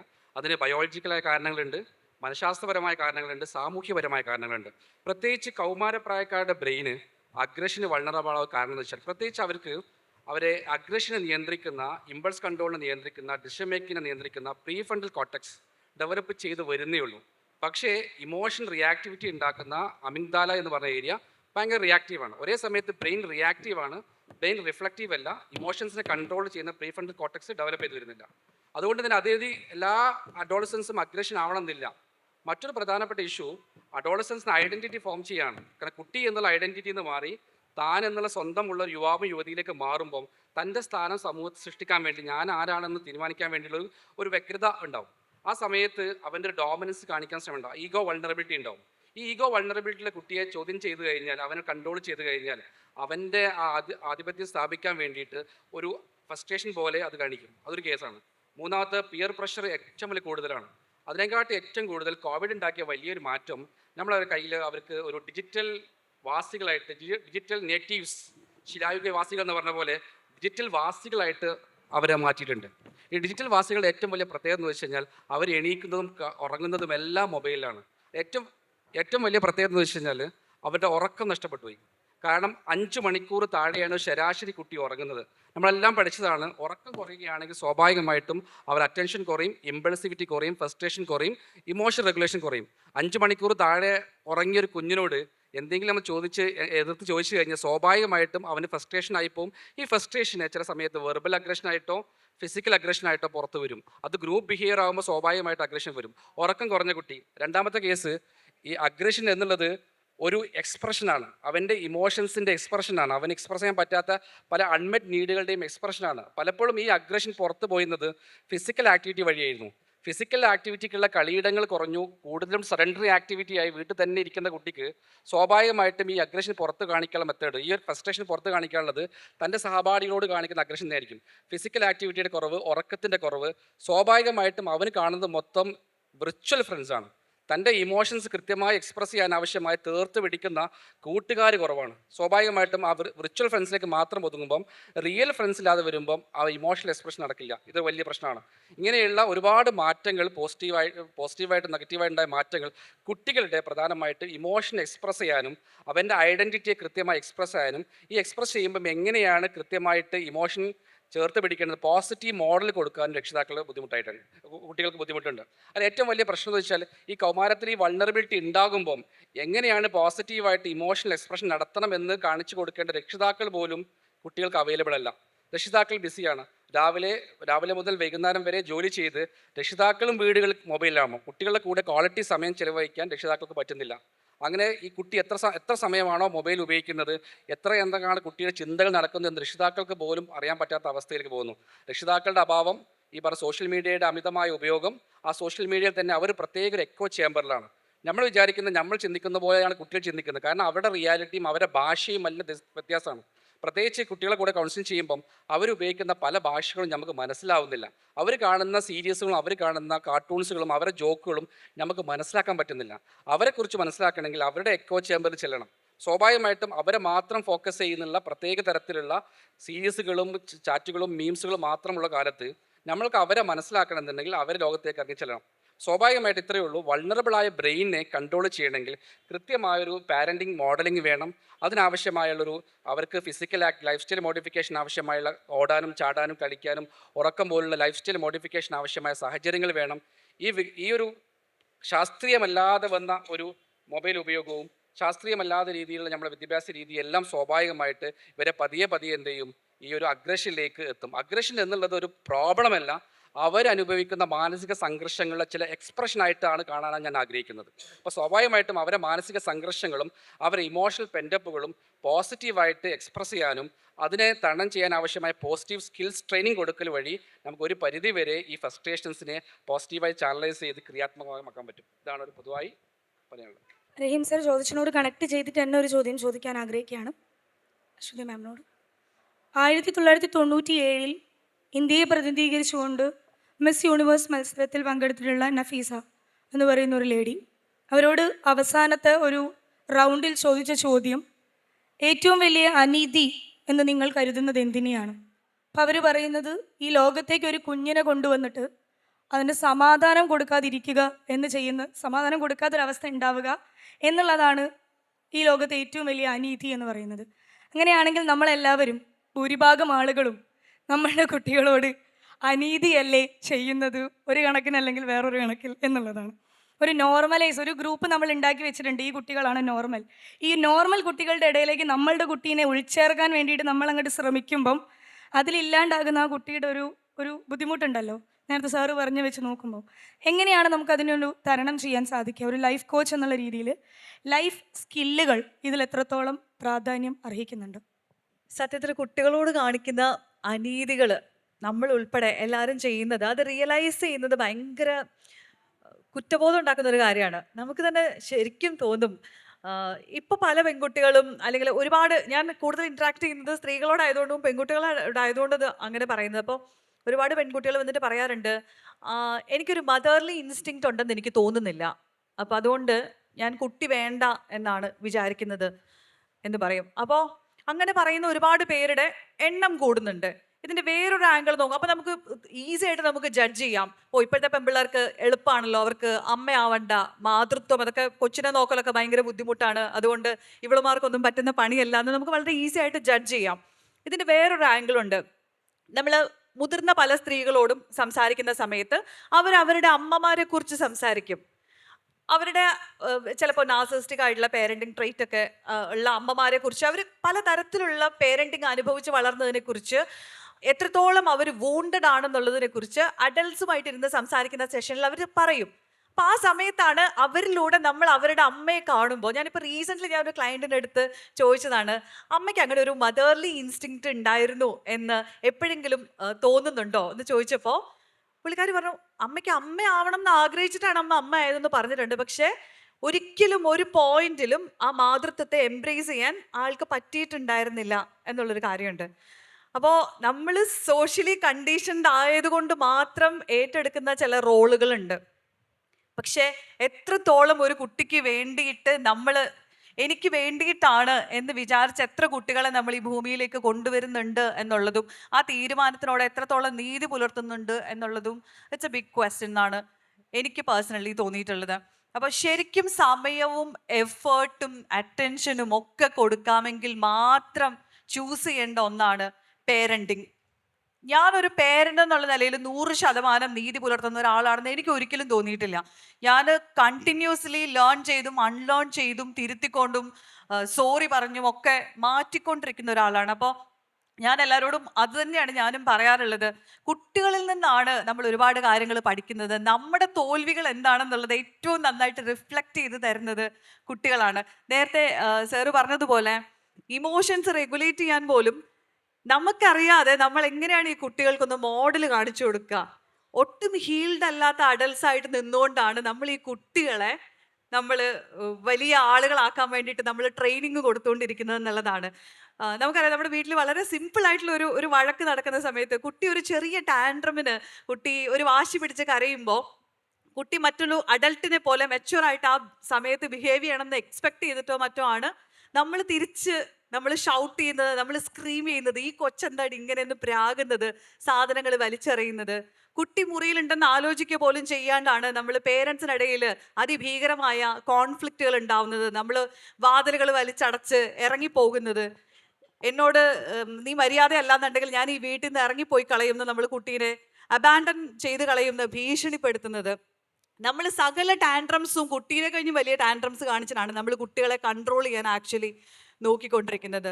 സോ അങ്ങനെയുള്ള ഇമോഷണലി മെച്യൂർഡ് അല്ലാത്ത അഡൽട്സ് ഉണ്ടാക്കിയ ഡാമേജ് ആണ് നമ്മൾ ഉൾപ്പെടെയുള്ള പല ജനറേഷനായിട്ട് നമ്മളിങ്ങനെ ക്യാരി ചെയ്തുകൊണ്ടിരിക്കുന്നത്. അതാണ് നമ്മൾ വീണ്ടും അടുത്ത ജനറേഷന് കൊടുത്തുകൊണ്ടിരിക്കുന്നത് എന്ന് എനിക്ക് ഞാനൊന്ന് തോന്നുന്നുണ്ട്. ഇടപെട്ടോടെ അശ്വതി. നമ്മുടെ ഇപ്പം പറഞ്ഞതിൻ്റെ ഒരു ഒരു ഒരു ഇപ്പം കേരളത്തിൽ ഈ അടുത്ത ദിവസം വളരെ ഗൗരവമായി നടന്നുകൊണ്ടിരിക്കുന്ന ചർച്ച, ഒരു വലിയ പൊളിറ്റിക്കൽ ലീഡർ അദ്ദേഹം ഭക്ഷണം കഴിച്ച പാത്രം ഒന്ന് കഴുകിയതാണ്. അത് കേരളത്തിൽ ഭയങ്കര ചർച്ചയപ്പോൾ. നിങ്ങൾ നേരത്തെ പറയണോ ആവശ്യമില്ലാതെ അമ്മ ആവാൻ ആഗ്രഹിക്കില്ല, കല്യാണം കഴിക്കാൻ വരെ കുട്ടികൾക്ക് താല്പര്യമല്ല. Correct. എന്തുകൊണ്ടാണ് കാരണം എന്നറിയുമോ? വീട്ടിൽ അമ്മ അതിന് കഴിച്ചകളാം. ബയോളജിക്കലി അവർ സഫർ ചെയ്യാൻ തന്നെ ഒരുപാടുണ്ട്. അതിൻ്റെ പുറമെ തിന്നൊരു പ്ലേറ്റ് വരെ കഴുകി വെക്കാത്ത ഈ എച്ചിലെടുക്കുന്ന അമ്മയെ കണ്ട് വളരുന്നൊരു കുട്ടി കല്യാണം വേണ്ടെന്ന് വെച്ച് കഴിഞ്ഞാൽ അർത്ഥം നിങ്ങളുടെ വീട് അത്രമേൽ ജനാധിപത്യ വിരുദ്ധാണെന്നാണ്. അതതിൻ്റെ പോയിന്റ്. അപ്പം നമ്മൾ അവിടെയാണ് ആലോചിക്കുക, നമ്മൾ എങ്ങനെയാണ് നമ്മുടെ വീടിനെ ഒരു ജനാധിപത്യത്തിൻ്റെ ഒരു ചെറിയൊരു മാതൃകയെങ്കിലും ആക്കി മാറ്റിയാൽ, അങ്ങനെയുള്ളൊരു കാഴ്ചയെങ്കിലും കണ്ടു വളരുന്നൊരു കുട്ടിക്ക് രണ്ട് സുഹൃത്തുക്കൾ, അല്ലെ പരസ്പരം സഹായിക്കുന്ന രണ്ട് മനുഷ്യർ, പരസ്പരം സ്നേഹിച്ച് ജീവിക്കുന്ന രണ്ട് ആളുകൾ എന്ന രീതിയിൽ അച്ഛനും അമ്മയും കാണാൻ കഴിയുന്ന ഒരു കുട്ടിക്ക് അവിടെ വെച്ച് തന്നെ തുടങ്ങും അതിൻ്റെ ജനാധിപത്യ ബോധവും മര്യാദയൊക്കെ ഒരു പരിധി വരെ. ഇത് ഭയങ്കരമായ വിധമുള്ള ഈ ഏകാധിപത്യവും പിന്നെ പാട്രിയാർക്കലായിട്ടുള്ള ഒരു കുടുംബ സംവിധാനം കണ്ടു വളരുന്ന മിക്ക കുട്ടികളും കല്യാണം കഴിക്കാൻ പോകുന്നില്ല ഇനി അങ്ങോട്ട്. ആ കഴിക്കാനുള്ള ഒരു സാധ്യതയും കാണുന്നില്ല. ഇപ്പം ഉള്ളത് തന്നെ കാണുന്നില്ല. ഇല്ല മക്കളെ കഴിക്കോ? കഴിക്കൂല. അതിന് അടുത്ത തലമുറ തന്നെ കാര്യം കട്ടപ്പോകയാ. അല്ലെങ്കിൽ ഈ പറയുന്ന സെറ്റപ്പിൽ കുടുംബ സംവിധാനത്തിൽ മാറ്റം വരുന്ന തരത്തിലുള്ള ഇടപെടൽ ഉണ്ടായ പറ്റും. അത് ഈ പറഞ്ഞിടത്തൊക്കെ എക്സ്റ്റെൻഡ് ചെയ്ത് പോവുകയും ചെയ്യും. കുടുംബത്തിനകത്തുള്ള ഈ കുട്ടിയുടെ ഐഡൻറ്റിറ്റി എന്നൊക്കെ പറയുന്നത് പാരൻസിൻ്റെ അടുത്തും കൂടി കിട്ടുന്ന അവരുടെ ഒരു ഐഡൻറ്റിറ്റി അംഗീകരിച്ച് വളരുന്നൊരു കുട്ടി ഉണ്ടായി വരേണ്ടതാണ്. Sorry, you can continue. നിങ്ങൾ അമ്മയാവാൻ മാത്രം ആഗ്രഹിക്കുക എന്ന് പറഞ്ഞോടാ പറഞ്ഞാൽ അതല്ല കല്യാണം കഴിക്കാൻ അല്ലല്ല, ആഗ്രഹിക്കുക. അത് വളരെ വാലിഡ് ആയിട്ടുള്ള ഒരു പോയിന്റ് ആട്ടോ. അല്ല, നമുക്ക് പല കാര്യങ്ങളും നമ്മൾ ചെയ്യുന്നത് നമ്മുടെ ഇഷ്ടത്തിനൊന്നും അല്ലല്ലോ. എല്ലാരും ചെയ്യുന്നത് കൊണ്ട് നമ്മളും ചെയ്യുന്നു എന്ന് പറഞ്ഞിട്ട് ഇപ്പൊ കല്യാണത്തിന് ഇപ്പൊ ഈ പറഞ്ഞ പോലെ 25 ഫംഗ്ഷൻ എല്ലായിടത്തും ഉണ്ട്. നമ്മൾ എന്തിനാ ചെയ്യുന്നതെന്ന് വെച്ച് കഴിഞ്ഞാൽ ഓക്കെ ഇതെല്ലാം സെലിബ്രേഷൻ ആയതുകൊണ്ട് എന്നാ പിന്നെ ഇത് മിസ് ഔട്ട് ആകേണ്ട, ഇതിനു വേണ്ടി കല്യാണം കഴിക്കാമെന്ന് വിചാരിക്കുന്ന ആൾക്കാരുണ്ട്. ഹൽദി, മെഹന്തി, കുറേ പരിപാടിയുണ്ട്, കുറേ ഫോട്ടോസ് ഉണ്ട്. ഇതൊക്കെ കഴിഞ്ഞിട്ട് പിന്നെ ഇനിയിപ്പോൾ കുഴപ്പമില്ല, അത് കഴിഞ്ഞിട്ട് പിന്നെ ഇത് ഒഴിവായി പോയാലും വലിയ പ്രശ്നമില്ല എന്ന് വളരെ സില്ലി ആയിട്ട് പറയുന്ന അതിലേക്ക് നമ്മൾ എത്തിയിട്ടുണ്ട്. അപ്പോൾ എനിക്ക് എപ്പോഴും തോന്നാറുണ്ട്, നമ്മൾ ഇൻവെസ്റ്റ് ചെയ്യേണ്ടത് ആക്ച്വലി ചടങ്ങുകളിലൊക്കെ ഇൻവെസ്റ്റ് ചെയ്തോ, പൈസ ഉണ്ടെന്നുണ്ടെങ്കിൽ എന്ത് വേണമെങ്കിലും ചെയ്തോ, സെലിബ്രേറ്റ് ചെയ്തോ, മണി എക്കോണമിയിൽ ഇങ്ങനെ ഫ്ലോട്ട് ചെയ്യേണ്ടത് ഒരു ആവശ്യമാണ്, നമ്മുടെ കയ്യിൽ നിന്ന് ഇറങ്ങി പോകേണ്ടത് ഒരു ആവശ്യമാണ്, അതൊക്കെ ഓക്കെ. പക്ഷേ അറ്റ് ദ സെയിം ടൈം നമ്മൾ ഇതേപോലെ നമ്മൾ ഒരു പേരൻറ്റിങ്ങിലേക്ക് കടക്കുമ്പോൾ, ഒരു കുടുംബം ഉണ്ടാക്കാനൊക്കെ കടക്കുന്ന സമയത്തും നമ്മൾ അതിന് റെഡി ആണോ? ഈ കുഞ്ഞിനെ ഒരു ഹെൽത്തി ആയിട്ടുള്ള ഒരു അറ്റ്മോസ്ഫിയറിൽ വളർത്താൻ നമ്മൾ ഒരുക്കമാണോ എന്നുള്ളത് അവനവൻ ചെക്ക് ചെയ്തിട്ട് വേണം നമ്മൾ പേരൻറ്റിങ്ങിലേക്ക് കടക്കാൻ എന്നുള്ളത്. അത് പേരൻറ്റിങ് വളരെ സീരിയസ് ആയിട്ടുള്ളൊരു ഡിസിഷനാണ്. പ്രത്യേകിച്ച് ഇന്നത്തെ കാലത്ത് നമുക്ക് തന്നെ എങ്ങനെയാണ് ജീവിക്കേണ്ടതെന്നൊരു ധാരണയില്ലാത്തൊരു ലോകത്തിലേക്ക് നമ്മൾ കുറേ കുട്ടികളെ കൊണ്ടുവന്നിട്ട് ഇത് എങ്ങനെയെങ്കിലും ജീവിച്ചോളും എന്ന് പറയുന്നത് ഭയങ്കര വലിയ നീതികേടായിട്ടാണ് എനിക്കെപ്പോഴും തോന്നാറുള്ളത്. ബിഹേവിയറൽ വാക്സിൻ എന്നുള്ള രീതിയിൽ റഹീമുദ്ദീൻ സാർ ഒരു സംഭവം, അതായത് ഒരു മുന്നേറ്റവുമായിട്ട് ഇറങ്ങിയിട്ടുണ്ട്. നമുക്കറിയാം കുട്ടികളുടെ ഒരു സാധനത്തിൽ ബിഹേവിയറൽ തെറാപ്പി അല്ലെങ്കിൽ ആക്ടിവേഷൻ എന്നൊക്കെ പറയുന്നത് വളരെ പ്രാധാന്യമുള്ളൊരു കാര്യമാണ്. അപ്പം അതിനോടൊപ്പം ചേർത്ത് വയ്ക്കാൻ ഇത് ചോദ്യം ഞാൻ ചോദിക്കുകയാണ്, പക്ഷേ അക്കിമാഷ് മറുപടി പറയണം. ഇതോടുകൂടി എൻ്റെ റോള് ഞാൻ ഇവിടെ അവസാനിപ്പിക്കുകയാണ്. അതുകൊണ്ടാണ്. അപ്പം ആ ഒരു കാര്യത്തിനെ പറ്റി റഹീം സാർ അതിൻ്റെ ഒരു ഇൻ്റർവെൻഷൻ, സൈക്കോളജിക്കലായിട്ടുള്ളൊരു ഇൻ്റർവെൻഷൻ എന്നുള്ള രീതിയിൽ അതിനെപ്പറ്റി ഒന്ന് സംസാരിക്കണം. ഒപ്പം നമ്മുടെ എല്ലാ ബന്ധങ്ങളിലും അൺകണ്ടീഷണലായിട്ടുള്ളൊരു സ്നേഹം നമുക്ക് ചിലപ്പോൾ നിലനിർത്താൻ പറ്റിക്കൊള്ളണമെന്നില്ല. കണ്ടീഷണലായിട്ട് തന്നെയാണ് നമ്മൾ പലപ്പോഴും ബന്ധങ്ങളിൽ നമ്മൾ നിലനിൽക്കുന്നത്. പക്ഷേ കുട്ടികളുടെ അടുത്ത് കുറച്ചെങ്കിലും ഒരു അൺകണ്ടീഷണലായിട്ടുള്ളൊരു ബന്ധം നിലനിർത്തേണ്ടതിൻ്റെ ഒരു ആവശ്യകത, അതോടൊപ്പം തന്നെ അത് സ്കൂളുകളിലാണെങ്കിലും ടീച്ചേഴ്സ് മാർക്ക് വാങ്ങുന്ന കുട്ടികൾ അല്ലെങ്കിൽ നന്നായി പെർഫോം ചെയ്യുന്ന കുട്ടികൾ എന്നുള്ള രീതിയിലേക്ക് ആ ഒരു കണ്ടീഷൻ വെച്ചുകൊണ്ട് കുട്ടികളെ ട്രീറ്റ് ചെയ്യുന്നതിൻ്റെ ഒരു പ്രശ്നം. അതോടൊപ്പം തന്നെ സാറിൻ്റെ ബുക്കിൽ, കിമാഷിൻ്റെ ബുക്കിൽ ഒരു 14ഓളം ലേഖനങ്ങൾ ഉൾപ്പെടുത്തിക്കൊണ്ട് സാർ എഴുതിയിട്ടുള്ള, എഡിറ്റ് ചെയ്തിട്ടുള്ളൊരു പുസ്തകമുണ്ട്, മാതൃഭൂമി ഇറക്കിയിട്ടുള്ള. ആ ഒരു ബുക്ക് എഴുതിയതിന് ശേഷം അതൊരു റെഫറൻസ് ഗ്രന്ഥം പോലെയാണ്. അപ്പം ആ ഒരു ബുക്ക് എഴുതാനുണ്ടായിട്ടുള്ളൊരു സാഹചര്യവും അതിൽ ഇപ്പം അത് എഴുതുമ്പം അത് വായിക്കുമ്പം സാറിന് അറിയായിരിക്കും ഒരുപാട് ആളുകൾ അതിനെ പറ്റിയിട്ട് പല രീതിയിലാണ് അതിനെപ്പറ്റി സംസാരിക്കുന്നത്. അപ്പം എങ്ങനെയാണ് ആ ഒരു കാര്യത്തിനെ പറ്റിയിട്ടും കൂടി പറയാം. നേരത്തെ പറഞ്ഞതിൻ്റെ തുടർച്ചയിൽ എനിക്ക് പലപ്പോഴും തോന്നിയിട്ടുണ്ട്, നമ്മുടെ രക്ഷിതാക്കൾ അവർ കുഞ്ഞിനെ കുറിച്ച് ആലോചിക്കുമ്പം ഒരു കോഴ്സ് കടത്തിയിട്ട് എക്സാമിൽ പാസ്സായാൽ മാത്രം കുഞ്ഞു മതി എന്നുള്ളത്. കാരണം നമുക്കറിയാം ചെറിയൊരു ബൈക്ക് ഓടിക്കുകയാണെങ്കിൽ മിക്ക എത്രങ്ങാനും ലൈസൻസ് ഉണ്ടാണ്. അതേപോലെ തന്നെയാണ് ഒരു കുഞ്ഞിൻ്റെ ജീവിതകാലം മൊത്തം നോക്കാൻ ആവശ്യമായ അറ്റ്ലീസ്റ്റ് 18 വയസ്സ് വരെയും നോക്കാൻ ആവശ്യമായിട്ടുള്ള ഒരു പരിശീലനം കിട്ടാതെ ആക്സിഡൻ്റൽ പാരൻറ്റിങ് എന്നൊക്കെ പറയും. ഒരു കുട്ടി എന്നോട് പറഞ്ഞിട്ട് എൻ്റെ പാരൻറ്റ് എന്നെ ഗിനിപ്പിക്കായിട്ട് കണ്ട്. കാരണം ഒന്നാമത്തെ കുട്ടിയായപ്പം അമ്മ എന്ത് ചെയ്തു, പഠിച്ചു. രണ്ടാമത്തെ കുട്ടിയെ നന്നായി സ്നേഹിച്ച് നോക്കി. കാരണം അപ്പോൾ അമ്മ പറഞ്ഞല്ലോ, ഒന്നാമത്തെ കുട്ടിയെ ഞാൻ പഠിക്കുമായിരുന്നു. അങ്ങനെ പരീക്ഷിക്കേണ്ടതാണോ നമ്മളെ കുഞ്ഞുങ്ങൾ? എൻ്റെ സജഷൻ എന്ന് വെച്ച് കഴിഞ്ഞാൽ, രക്ഷകർത്തൃത്വം പാരൻറ്റിങ് എന്ന് വളരെ ഗൗരവത്തിൽ കാണേണ്ട കാര്യമാണ്. കുട്ടികളെ സാമൂഹികവും മനഃശാസ്ത്രപരമായും അവരുടെ ശാരീരികപരമായിട്ടുള്ള വികസനം ഉറപ്പുവരുത്താൻ ആവശ്യമായ ഒരു സാഹചര്യം ഒരുക്കുക എന്നുള്ളതാണ് രക്ഷിതാക്കളുടെ ഉത്തരവാദിത്വം. അതിനവർ പര്യാപ്തമാണോ, അവരുടെ സ്കില്ലുണ്ടോ എന്ന് കൃത്യമായിട്ട് ആലോചിക്കേണ്ടിയിരിക്കുന്നു. അതുമാത്രമല്ല, പുതിയ കുട്ടികളെ നോക്കാൻ, പുതിയ കുട്ടികളുടെ മനഃശാസ്ത്രം അറിയുന്ന, പുതിയ കുട്ടികളുടെ മനസ്സറിയുന്ന രക്ഷിതാക്കളുണ്ടോ? നിങ്ങളെല്ലാ രക്ഷിതാക്കൾ കുറേ പേരുണ്ട്. ആത്മാർത്ഥമായി ചോദിച്ചു നോക്കൂ, എൻ്റെ കുട്ടിയുടെ മനസ്സ് എനിക്കറിയോ, അവൻ്റെ ചിന്തകൾ എനിക്കറിയോ, അവനാവശ്യമായ വളരാൻ ആവശ്യമായ സാഹചര്യങ്ങൾ ഞാൻ ഒരുക്കിയിട്ടുണ്ടോ? നല്ലൊരു പേരൻ്റ് ആവുക എന്നുള്ളതിന്, സ്മാർട്ട് പാരൻ്റ് ആവുക എന്നുള്ളതിന് ഞാൻ കുറച്ചും കൂടി അപ്ഗ്രേഡ് ചെയ്യേണ്ടതില്ലേ? എല്ലാ വർഷവും ഐഫോണ് പുതിയ അപ്ഗ്രേഡ് ചെയ്യുന്നുണ്ട്. നമ്മളെ പാരൻറ്റിങ് സ്റ്റൈൽ നമ്മൾ അപ്ഗ്രേഡ് ചെയ്യാറുണ്ടോ? കാരണം നമ്മൾ ഡീൽ ചെയ്യുന്ന പുതിയ കുട്ടികളാണ്. അതുകൊണ്ട് പാരൻറ്റിങ് എന്നുള്ളത് വളരെ ശാസ്ത്രീയമായി പഠിച്ച് പറ്റുമെങ്കിൽ ലൈസൻസ് എടുക്കുകയും ഓരോ 5 വർഷം കൂടുമ്പോഴും പാരൻറ്റിങ് അപ്ഡേറ്റ് ചെയ്യുന്ന രീതിയിലൊരു റീഫ്രഷ് കോഴ്സുകൾ നടത്തേണ്ട ആവശ്യമാണ്. അതാണ് ഒന്നാമത്തെ കേസ്. രണ്ടാമത്തെ കേസ് ബിഹേവിയർ വാക്സിൻ പറഞ്ഞു. നമുക്ക് നാട് മൊത്തം വാക്സിൻ ഉണ്ട്. കോവിഡിൻ്റെ വാക്സിൻ ഉണ്ട്, എല്ലാത്തിനും വാക്സിൻ ഉണ്ട്. കുട്ടികൾ ജീവിക്കുന്നത് വളരെ സംഘർഷഭരിതമായ കലുഷിതമായ ഒരു സാഹചര്യത്തിലാണ്. കാരണം അവർക്ക് കിട്ടുന്ന ഇൻഫർമേഷൻ അത്രയാണ്. ഈ സോഷ്യൽ ഈവിളിനോട് തരണം ചെയ്യാൻ വേണ്ടി അവരെ നമ്മൾ പര്യാപ്തമാക്കിയിട്ടുണ്ടോ? അതുകൊണ്ട് തന്നെയാണ് ബിഹേവിയർ വാക്സിൻ എന്ന കൺസെപ്റ്റ് കേരള ഗവൺമെൻറ് വിദ്യാഭ്യാസ വകുപ്പ് ഏറ്റെടുത്തിരിക്കുന്നത്. ഫിസിക്കൽ അസുഖം വരാതിരിക്കാൻ നമ്മൾ എങ്ങനെയാണോ വാക്സിൻ കൊടുക്കുന്നത്, അതേപോലെ തന്നെ മാനസിക പ്രയാസങ്ങൾ ഇല്ലാതിരിക്കാൻ വേണ്ടി അവരെ പര്യാപ്തമാക്കേണ്ടതില്ലേ? ഈ സംഘർഷങ്ങളിലൂടെ കടന്നു പോകുമ്പോൾ, ഈ ബുദ്ധിമുട്ടിലൂടെ കടന്നു പോകുമ്പോൾ ഇവർക്ക് എങ്ങനെയാണ് അവരെ ഇതിനു വേണ്ടി തയ്യാറാക്കേണ്ടത്? കാരണം പഴയ കുട്ടിക്ക് ഒരൊറ്റ ലവറേ ഉണ്ടായിട്ടുള്ളൂ. ഇപ്പോൾ ഒരേ സമയത്ത് ലവറുണ്ട്, ബെസ്റ്റീസ് ഉണ്ട്. ബെസ്റ്റി തന്നെ ബെഞ്ചിൽ കുറേ ആൾക്കാരുണ്ട്. ഒരേ സമയത്ത് ഇന്നത്തെ ബെസ്റ്റി നാളെ ബെഞ്ചായിട്ട് മാറും, നാളെ ബെഞ്ച്. ഇങ്ങനത്തെ സംഘർഷത്തിലൂടെ കടന്നു പോകുന്ന കുട്ടികൾക്ക് അവരെ മാനസികമായി തയ്യാറാക്കേണ്ടിയിരിക്കുന്നു. കാരണം അവർ സ്കൂളിലേക്ക് പോകുമ്പം ഡ്രഗ്സ് മുതലുള്ള എല്ലാ സംവിധാനങ്ങളും അവരെ കാത്തിരിക്കുക, അഡൾട്ട് കാത്തിരിക്കുക. ഈ പ്രയാസങ്ങളിലൂടെ കടന്നു പോകുമ്പം അവരെ മനസ്സിനെ ശാക്തീകരിക്കാൻ വേണ്ടിയിട്ട്, ഈ പ്രയാസങ്ങളെ പ്രിവെൻറ്റ് ചെയ്യാൻ വേണ്ടിയിട്ട് അവരുടെ മനസ്സിനെ എന്ത് ചെയ്യണം, ഒരുക്കേണ്ടതുണ്ട്. അതുകൊണ്ടാണ് ബിഹേവിയർ വാക്സിൻ എന്നുള്ളൊരു പ്രോഗ്രാം ചെയ്യാൻ ഉദ്ദേശിച്ചത്. ബിഹേവിയർ വാക്സിൻ വഴി പ്രധാനമായിട്ടും കുട്ടികളുടെ വൈകാരികമായും മാനസികമായും അവരെ തയ്യാറാക്കുന്ന പ്രോഗ്രാംസാണ്. പ്രത്യേകിച്ച് ആരോഗ്യപരമായ മൊബൈൽ ഉപയോഗം എങ്ങനെ വളർത്താം, ആരോഗ്യപരമായ കുടുംബജീവിതം, ആരോഗ്യപരമായ പോസിറ്റീവ് ലൈഫ് സ്റ്റൈൽ എങ്ങനെ ഉണ്ടാക്കാം, ഉറക്കം, ഭക്ഷണം, വ്യായാമം പോലുള്ള കാര്യങ്ങൾ എങ്ങനെ പഠിപ്പിക്കാം. അതിനേക്കാളും കൂടുതൽ കുട്ടികൾക്ക് ജീവിത നൈപുണ്യം. WHO പറയുന്നു, ഒരു കുട്ടി 10ാം ക്ലാസ് കഴിഞ്ഞ് ഇറങ്ങുന്ന സമയത്ത് നിർബന്ധമായിട്ടും പഠിച്ചിരിക്കേണ്ട 10 ലൈഫ് സ്കിൽസ് ഉണ്ട്. നിങ്ങൾ ഇംഗ്ലീഷും മലയാളം പഠിപ്പിച്ചില്ലെങ്കിലും ലൈഫ് സ്കിൽസ് പഠിപ്പിക്കണം. ഈ ലൈഫ് സ്കിൽസ് പഠിക്കാതെ കുട്ടികൾ പലപ്പോഴും ഇറങ്ങുന്നത്. ഈ ലൈഫ് സ്കിൽസ് നിർബന്ധമായും 10ാം തരം കഴിയുന്നതിന് മുമ്പായിട്ടെങ്കിലും ലൈഫ് സ്കിൽസ് പഠിക്കണം. ചെറിയ സ്ട്രെസ് ഉണ്ടെങ്കിൽ സ്ട്രെസ് എങ്ങനെ മാനേജ് ചെയ്യാൻ പഠിക്കണം. ഇങ്ങനെയുള്ള മൊഡ്യൂൾ അടങ്ങിയൊരു പ്രോഗ്രാമാണ് ബിഹേവിയർ വാക്സിൻ. നമ്മളെ കുട്ടിയോടുള്ള സമീപനം കുറച്ചുകൂടി ശാസ്ത്രീയമായിട്ട്, കുറച്ചുകൂടി ചൈൽഡ് ഫ്രണ്ട്ലി എന്ന് പറയുന്നത് കുട്ടിയോട് സംസാരിക്കുന്നത് മാത്രമല്ല, കുട്ടിയുടെ ശാരീരികവും മാനസികവും സാമൂഹ്യപരമായ ആവശ്യങ്ങൾ കൃത്യമായി കണ്ടറിഞ്ഞുകൊണ്ട് നമ്മളെ രക്ഷകർത്തൃത്വം, സ്കൂളും സാഹചര്യം എല്ലാം മാറ്റണം. നമ്മൾ കുട്ടികൾക്ക് മൊബൈൽ കൊടുത്തു, പക്ഷേ മൊബൈൽ കൊടുക്കുമ്പം മൊബൈൽ കമ്പനി തന്നെ പറയുന്നു 16 വയസ്സ് താഴെയുള്ള കുട്ടികൾക്ക് മൊബൈൽ കൊടുക്കുകയാണെങ്കിൽ പാരൻ്റൽ കൺട്രോൾ ആപ്പ് നിർബന്ധമായിട്ട് ഇടണം. നമ്മൾ പലപ്പോഴും പാരൻ്റൽ കൺട്രോൾ ആപ്പ് ഇടാറില്ല. അതുകൊണ്ട് തന്നെ രക്ഷകർത്തൃത്വം, പാരൻറ്റിങ് എന്നുള്ളത് ശാസ്ത്രീയമായി ചെയ്യേണ്ട ഒരു പരിപാടിയാണ്. വളരെ ലാഘവത്തോട് ഇട്ട് കഴിഞ്ഞു കഴിഞ്ഞാൽ കുട്ടികൾ റിയാക്ട് ചെയ്യും. അതുകൊണ്ട് പല രക്ഷിതാക്കളും പാരൻസ് മീറ്റിങ്ങിന് വരാനുള്ള കാരണം എന്താ അറിയോ?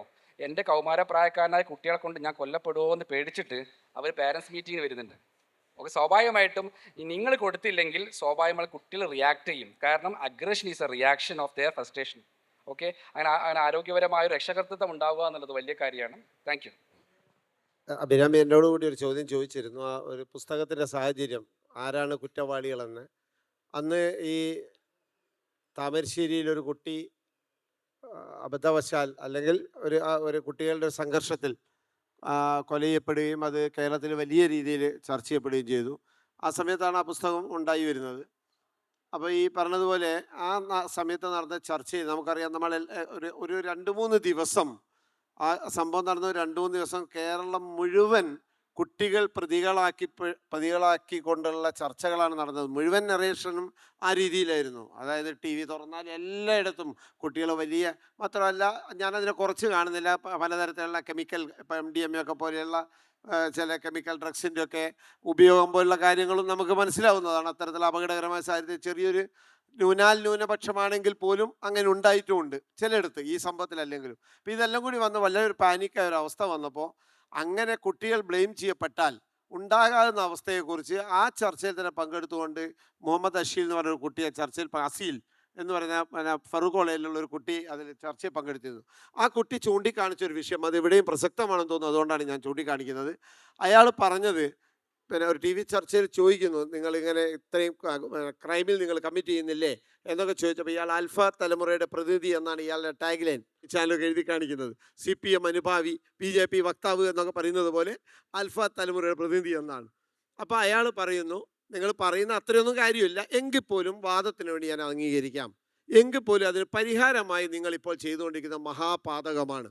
ഇപ്പോൾ തന്നെ മുതിർന്നവരും കുട്ടികളും തമ്മിലുള്ള അകലം വളരെ കൂടുതലാണ്. കമ്മ്യൂണിക്കേഷൻ സാധ്യതകളൊക്കെ വല്ലാതെ കുറഞ്ഞു. നമ്മൾ പറഞ്ഞതുപോലെ ഇനിയും നമ്മൾ ഇങ്ങനെ ഈ ചർച്ച മുന്നോട്ട് കൊണ്ടുപോവുകയും ഈ അകലം ഇനിയും കൂടി വരികയും ചെയ്താൽ ഇത് 2 തലമുറകളായി പരസ്പരം ബന്ധിപ്പിക്കാൻ കഴിയാത്ത, പരസ്പരം കമ്മ്യൂണിക്കേറ്റ് ചെയ്യാൻ കഴിയാത്ത, പരസ്പരം വിശ്വസിക്കാനാവാത്ത 2 ജനുസുകളായി വേർതിരിഞ്ഞു പോയാൽ അത് അത്യന്തം ഗുരുതരമായ അവസ്ഥയിലേക്ക് എത്തും. അതുകൊണ്ട് അതിനെയല്ല നമ്മൾ ഹൈലൈറ്റ് ചെയ്യേണ്ടത്, പകരം ഇതിൻ്റെ കുട്ടികളിലെ നന്മകളെ, കുട്ടികളിലുള്ള വളരെ പോസിറ്റിവിറ്റിയെ നിങ്ങൾ ഹൈലൈറ്റ് ചെയ്യും. മറ്റതിന് നേരത്തെ പറഞ്ഞ ശാസ്ത്രീയമായ സംവിധാനങ്ങളിലൂടെ പരിഹരിക്കാനുള്ള ശ്രമമാണ് നടക്കേണ്ടത് എന്ന് പറയുന്നു. അത് വളരെ പ്രധാനമാണെന്ന് ഞാനും വിചാരിക്കുന്നു. നമ്മുടെ GS പ്രദീപിൻ്റെ ഒരു പരിപാടിയിൽ റൗൾ എന്ന് പറയുന്ന ഒരു കുട്ടിയെ പ്രദീപ് ഇൻ്റർവ്യൂ ചെയ്യുന്നുണ്ട്. അയാൾ 10ാം ക്ലാസ്സിൽ പഠിക്കുകയാണ്, ഇപ്പോൾ അയാൾ +2-ലാണെന്ന് തോന്നുന്നു. അയാൾ ചോദിക്കുന്നത്, എന്താ കുട്ടിയുടെ പേര്, എന്തോ റൗൾ പറഞ്ഞു. ആ റൗൾ എന്ത് ചെയ്യുന്നു, ഞാൻ ഇവിടെ എടപ്പള്ളി സ്കൂളിൽ 10ാം ക്ലാസ്സിൽ പഠിക്കുന്നു, എടപ്പള്ളി ഗവൺമെൻറ് സ്കൂളിൽ പഠിക്കുന്നു. എന്ത് ചെയ്യുന്നു, ഞാനൊരു കമ്പനി നടത്തുന്നു. അപ്പോൾ ഭയങ്കര തമാശേരി, കമ്പനി നടത്തുക, എന്ത് കമ്പനി, ഞാൻ അങ്ങനെ കൺസൾട്ടൻസി നടത്തുന്നു എന്നൊക്കെ പറഞ്ഞിട്ട് വീട്ടിൽ ആരൊക്കെ ഉണ്ട്, അച്ഛനും അമ്മയുണ്ട്. അച്ഛൻ എന്ത്, അച്ഛൻ എൻ്റെ എംപ്ലോയിയാണ്. എന്ത് എംപ്ലോയി, എൻ്റെ മാനേജറാണ്. സാലറിയുടെ എംപ്ലോയി, യെസ് സാലറിയുടെ എംപ്ലോയി, ഞാനാണ് അദ്ദേഹത്തിന് സാലറി കൊടുക്കുന്നത് എന്ന് പറഞ്ഞാൽ, പിന്നെ അയാൾ AI മേഖലയിലാണ്, അയാൾ ഇത്തരം കൺസൾട്ടൻസിയൊക്കെ നടത്തുന്നുണ്ട്. വിദേശ സർവകലാശാല അടക്കം ആ കുട്ടി സെമിനാറുകൾ പ്രസൻറ്റ് ചെയ്തിട്ടുണ്ട്. ഇതൊക്കെ പറഞ്ഞ ശേഷം ആ കുട്ടിയോട് ചോദിക്കുന്ന GS പ്രദീപ് ഒരു കാതലായ ചോദ്യമുണ്ട്. ഈ AI-യുടെ ഇത്രയും സാധ്യതകൾ ഉപയോഗിച്ച് നിങ്ങൾക്ക് എന്ത് ചെയ്യാൻ പറ്റുമെന്നാണ് നിങ്ങൾ വിചാരിക്കുന്നത് ചോദിക്കുമ്പം വെറും 15 വയസ്സുള്ള ആ കുട്ടി പറയുന്നു, ഈ ലോകത്തെ മനുഷ്യരുടെ ജീവിതം കുറെ കൂടി മെച്ചമുള്ളതാക്കി തീർക്കാൻ എന്ത് ചെയ്യാൻ പറ്റുമെന്നതായിരിക്കും എൻ്റെ അന്വേഷണം എന്ന്. 15 വയസ്സുകാരിലുള്ള ആ പോസിറ്റിവിറ്റിയാണ് നമ്മൾ കണ്ടെത്താൻ ശ്രമിക്കേണ്ടത്. അതിനെ വളർത്താനുള്ള അവസരമാണ് കൊടുക്കേണ്ടത്. അതിനുള്ള പാരൻറ്റിങ്ങിലേക്കും അതിനുള്ള അധ്യാപനത്തിലേക്കാണ് നമ്മൾ വളരേണ്ടത്. അല്ലാതെ കുട്ടികളുടെ ഒറ്റപ്പെട്ട സംഭവങ്ങൾ എടുത്ത് അത് പെരുപ്പിച്ച് കാണിച്ച് അത് സോഷ്യൽ മീഡിയയിൽ വൈറലാക്കി സ്കൂളിൽ ഒരു കുട്ടി എന്തെങ്കിലും ബഹളം വെക്കുമ്പോൾ ടീച്ചർ തന്നെ അതിൻ്റെ വീഡിയോ എടുത്ത് ആ സാധനം സ്റ്റാറ്റസ് ആക്കി മാറ്റി ഈ തരത്തിലുള്ള നെഗറ്റിവിറ്റിയിലേക്ക് പോകരുത് എന്നാണ് ഈ ചർച്ചയുടെ ഒരു ഇതെന്ന് എനിക്ക് അവസാനിപ്പിക്കാൻ തോന്നുന്നത്. ഈ ഒരു വിഷയത്തെ സംബന്ധിച്ച് വലിയ രീതിയിലുള്ള ചർച്ചകൾ നിങ്ങളുടെ ഇടയിൽ നിന്നും ഉയർന്നു വരാനുള്ള സാധ്യതയുണ്ട്. പക്ഷെ നമുക്ക് മുമ്പിൽ വളരെ കുറച്ച് സമയം മാത്രമേ ഉള്ളൂ. ആ ചോദ്യത്തിൽ ഉറച്ചു നിന്നുകൊണ്ട് വളരെ പോയിന്റ് മാത്രം ചോദിച്ചുകൊണ്ടുള്ള ചോദ്യങ്ങൾ നിങ്ങളുടെ ഇടയിൽ നിന്നും വരാൻ ഉള്ള സമയമാണിപ്പം. ചോദിക്കാം. റഹീമുദ്ദീൻ സാറിനോടാണ്. ഞാൻ MD കമ്മ്യൂണിറ്റി മെഡിസിൻ പഠിക്കുന്ന ഒരു ഡോക്ടറാണ്. അപ്പം അതിൻ്റെ ഒരു ശാസ്ത്രീയ വശം അറിയാൻ വേണ്ടിയിട്ട് ഞാൻ ചോദിക്കുന്നത്, ലളിതമാക്കി തരാൻ വേണ്ടിയിട്ട് ഈ ന്യൂറോപ്ലാസ്റ്റിസിറ്റിയുടെ ഒരു ലളിതമായിട്ടുള്ള ഒരു വിവരണം ഒന്ന് പറഞ്ഞു തരാമോ? ഇപ്പം ഉദാഹരണത്തിന് ഒരു എക്സ്ട്രോവേർട്ട് ആയിട്ടുള്ള ഒരാൾക്ക് ഇൻട്രോവേർട്ട് ആവാനുള്ളൊരു സാധ്യത, അല്ലെങ്കിൽ അതേപോലെ നമുക്ക് ഒരു പരിവർത്തനം ചെയ്യാനുള്ളൊരു സാധ്യത അവിടെ ഉണ്ടോ? ഇപ്പം ഒരു മൊബൈൽ അഡിക്റ്റ് ആയിട്ടുള്ളൊരു കുട്ടിക്ക് അത് ഒരു ചേഞ്ച് ചെയ്യാനുള്ളൊരു ചാൻസ് അവിടെ ഉണ്ടോ എന്നുള്ളൊരു ചോദ്യം എനിക്ക് ചോദിക്കാനുണ്ടായിരുന്നു. രണ്ടാമത്തെ എൻ്റെ ചോദ്യം എന്ന് പറഞ്ഞാൽ, ഒരു ചങ്ങമ്പുഴ സ്ക്വയർ എന്ന് പറഞ്ഞിട്ട് നമ്മുടെ കൊച്ചിയിലുള്ള ഓൾഡ് ജനറേഷനിലുള്ള ആൾക്കാർക്ക് ഹാങ് ഔട്ട് ചെയ്യാൻ വേണ്ടിയിട്ടുള്ള ഒരു സ്പോട്ടുണ്ട്. അതേപോലെ നമുക്ക് ന്യൂ ജനറേഷന് ഇതേപോലെ നമുക്ക് ഹാങ് ഔട്ട് ചെയ്യാനും ഒരു ഫ്രണ്ട്ലി ആയിട്ടുള്ള അറ്റ്മോസ്ഫിയർ ബിൽഡ് ചെയ്യാൻ വേണ്ടിയിട്ട് നമ്മുടെ കേരള ഗവൺമെൻറ് പോലെ എന്തെങ്കിലും ചെയ്യുന്നുണ്ടോ എന്ന് അറിയാൻ വേണ്ടിയിട്ടാണ്. ഈ ന്യൂറോപ്ലാസ്റ്റിറ്റി നമ്മൾ അഗ്രഷനുമായി ബന്ധപ്പെട്ട കാര്യം അല്ലെങ്കിൽ വളരെ സിമ്പിളായിട്ട് പറയാം. പ്രത്യേകിച്ച് ബ്രെയിനിൻ്റെ പ്രവർത്തിക്കാത്ത കോശങ്ങൾക്ക് പ്രവർത്തിക്കുന്ന ബ്രെയിൻ കോശങ്ങൾ വർക്ക് ചെയ്യുന്നതാണ്. പ്രധാനമായിട്ടും ബ്രെയിനിൽ ഏതെങ്കിലും ഭാഗങ്ങൾ വർക്ക് ചെയ്യുന്നില്ല. അങ്ങനെയാണെങ്കിൽ പ്രവർത്തിക്കുന്ന ഭാഗം ആ പ്രവർത്തിക്കാത്ത ഭാഗത്തെ പ്രവർത്തനം എടുക്കുന്ന ഒരു സംവിധാനത്തെയാണ് ന്യൂറോപ്ലാസ്റ്റിറ്റി. പ്രധാനമായിട്ടും ബ്രെയിൻ വളർച്ചയുമായി ബന്ധപ്പെട്ട കാര്യമാണ്, അത് അഗ്രഷനുമായി ബന്ധപ്പെട്ടില്ല. ഇനി രണ്ടാമത്തെ കേസ്, ഈ വയോജനങ്ങൾക്കുള്ളതുപോലെ തന്നെ കുട്ടികൾക്ക് വേണ്ടിയിട്ട് ഒരു പ്രത്യേക പാർക്ക് വേണമെന്നുള്ളത്. കുട്ടികൾക്ക് വേണ്ടി പ്രത്യേക പാർക്ക് വേണ്ട, കാരണം അവർ വേറെ സമൂഹമല്ല, അവർ മുതിർന്നവരെ കൂടെ തന്നെ അവരെ കണ്ടും അവരെ കൂടെ തന്നെയാണ് ജീവിക്കേണ്ടത്. അപ്പം അങ്ങനെയുള്ളവർ ചേർന്ന് ജീവിച്ചുള്ള കുട്ടികൾക്ക് വേണ്ടി മാതൃകയാവുന്ന രീതി രക്ഷിതാക്കൾ മാറുകയാണ്. അവരെ മാറ്റി നിർത്തിയിട്ട് ഓൾഡ് ഏജ് ഹോം പോലെ ചിൽഡ്രൻസ് ഹോം ഉണ്ടാക്കുകയല്ല വേണ്ടത്. വീട്ടിൽ തന്നെ ഉണ്ടാവട്ടെ. രക്ഷിതാക്കളും മാറിയാൽ മതി. അപ്പോൾ കുട്ടികൾ എൻജോയ് ചെയ്യും. കളിയിടങ്ങൾ തിരിച്ചു പിടിച്ചാൽ മതി, സ്വാഭാവികമായിട്ടും മാറും. 16 മുതൽ 18 വയസ്സ് വരെയുള്ള കുട്ടികളുടെ പ്രണയബന്ധങ്ങൾ നിലവിൽ ക്രിമിനൽ കുറ്റമാണ്. അപ്പോൾ നിലവിൽ സുപ്രീം കോടതി നിർദ്ദേശിക്കുന്നുണ്ട്, അത് ക്രിമിനൽ കുറ്റമായിട്ട് കണക്കാക്കരുതെന്ന് സുപ്രീം കോടതി നിർദ്ദേശിക്കുന്നുണ്ട്. ഞാൻ മനസ്സിലാക്കുന്നത് കുട്ടികൾക്ക് ലൈംഗികതയുമായിട്ട് അല്ലെങ്കിൽ പ്രണയബന്ധവുമായി ബന്ധപ്പെട്ട് സ്വയംഭരണ അവകാശമുണ്ട് എന്നാണ് ഞാൻ മനസ്സിലാക്കുന്നത്.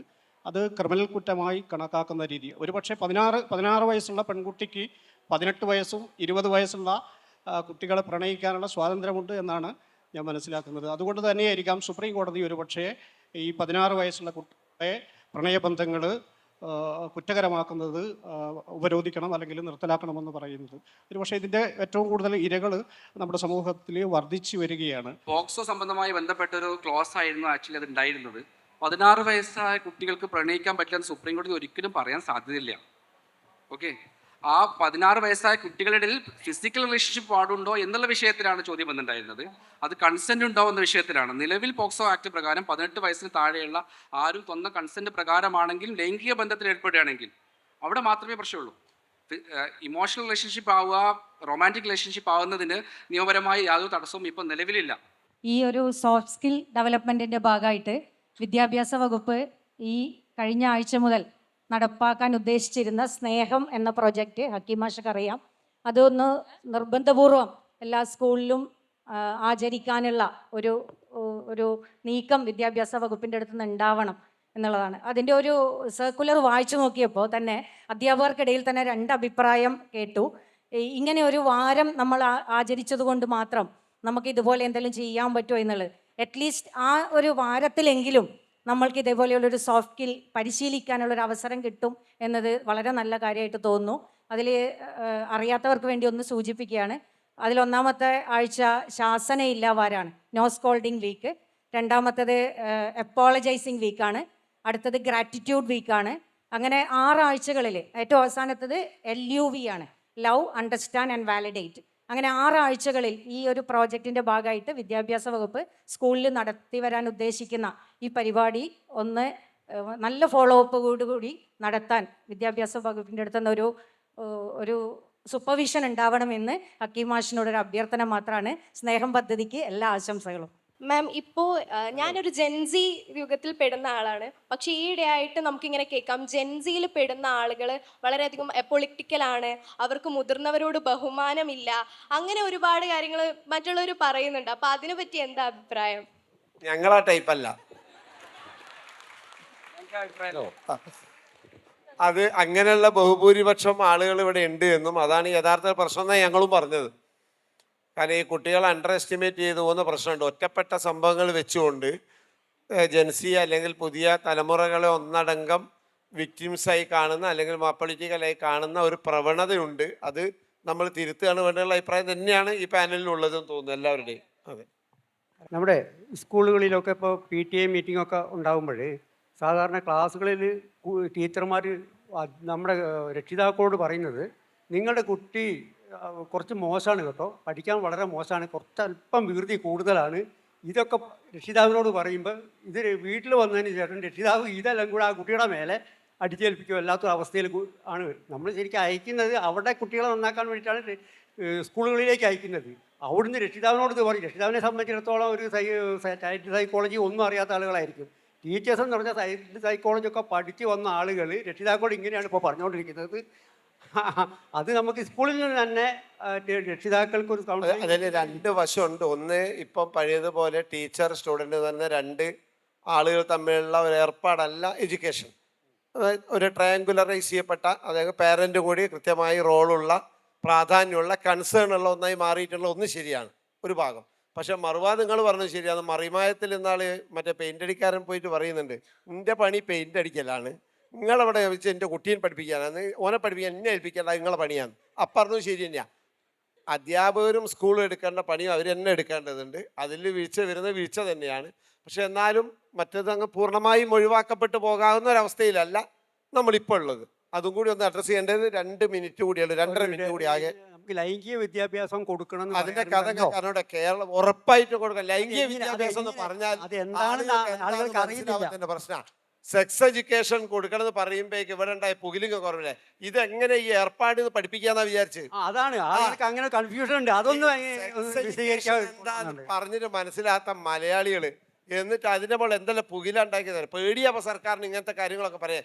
ഇത് തന്നെ ഇപ്പൊ എന്താ ഒന്ന് കണ്ടറിയണോ നിങ്ങളെ സ്നേഹവും. ഞാനത് മിണ്ടാഞ്ഞ്. സർ, ഞാനൊരു അധ്യാപികയാണ്. അതുകൊണ്ടാണ് ഞാൻ എന്താ പറയുക, കുട്ടികളുമായി ബന്ധപ്പെട്ട ഒരു സെഷൻ ഞാൻ കയറി ഇരുന്നപ്പോഴാണ് ഇതാണെന്ന് മനസ്സിലായത്. ഇവിടെ പറയുന്നത് നമ്മുടെ കുട്ടികളിലെ കുറ്റകൃത്യങ്ങൾ ആരാണ് പ്രതികൾ എന്നാണല്ലോ.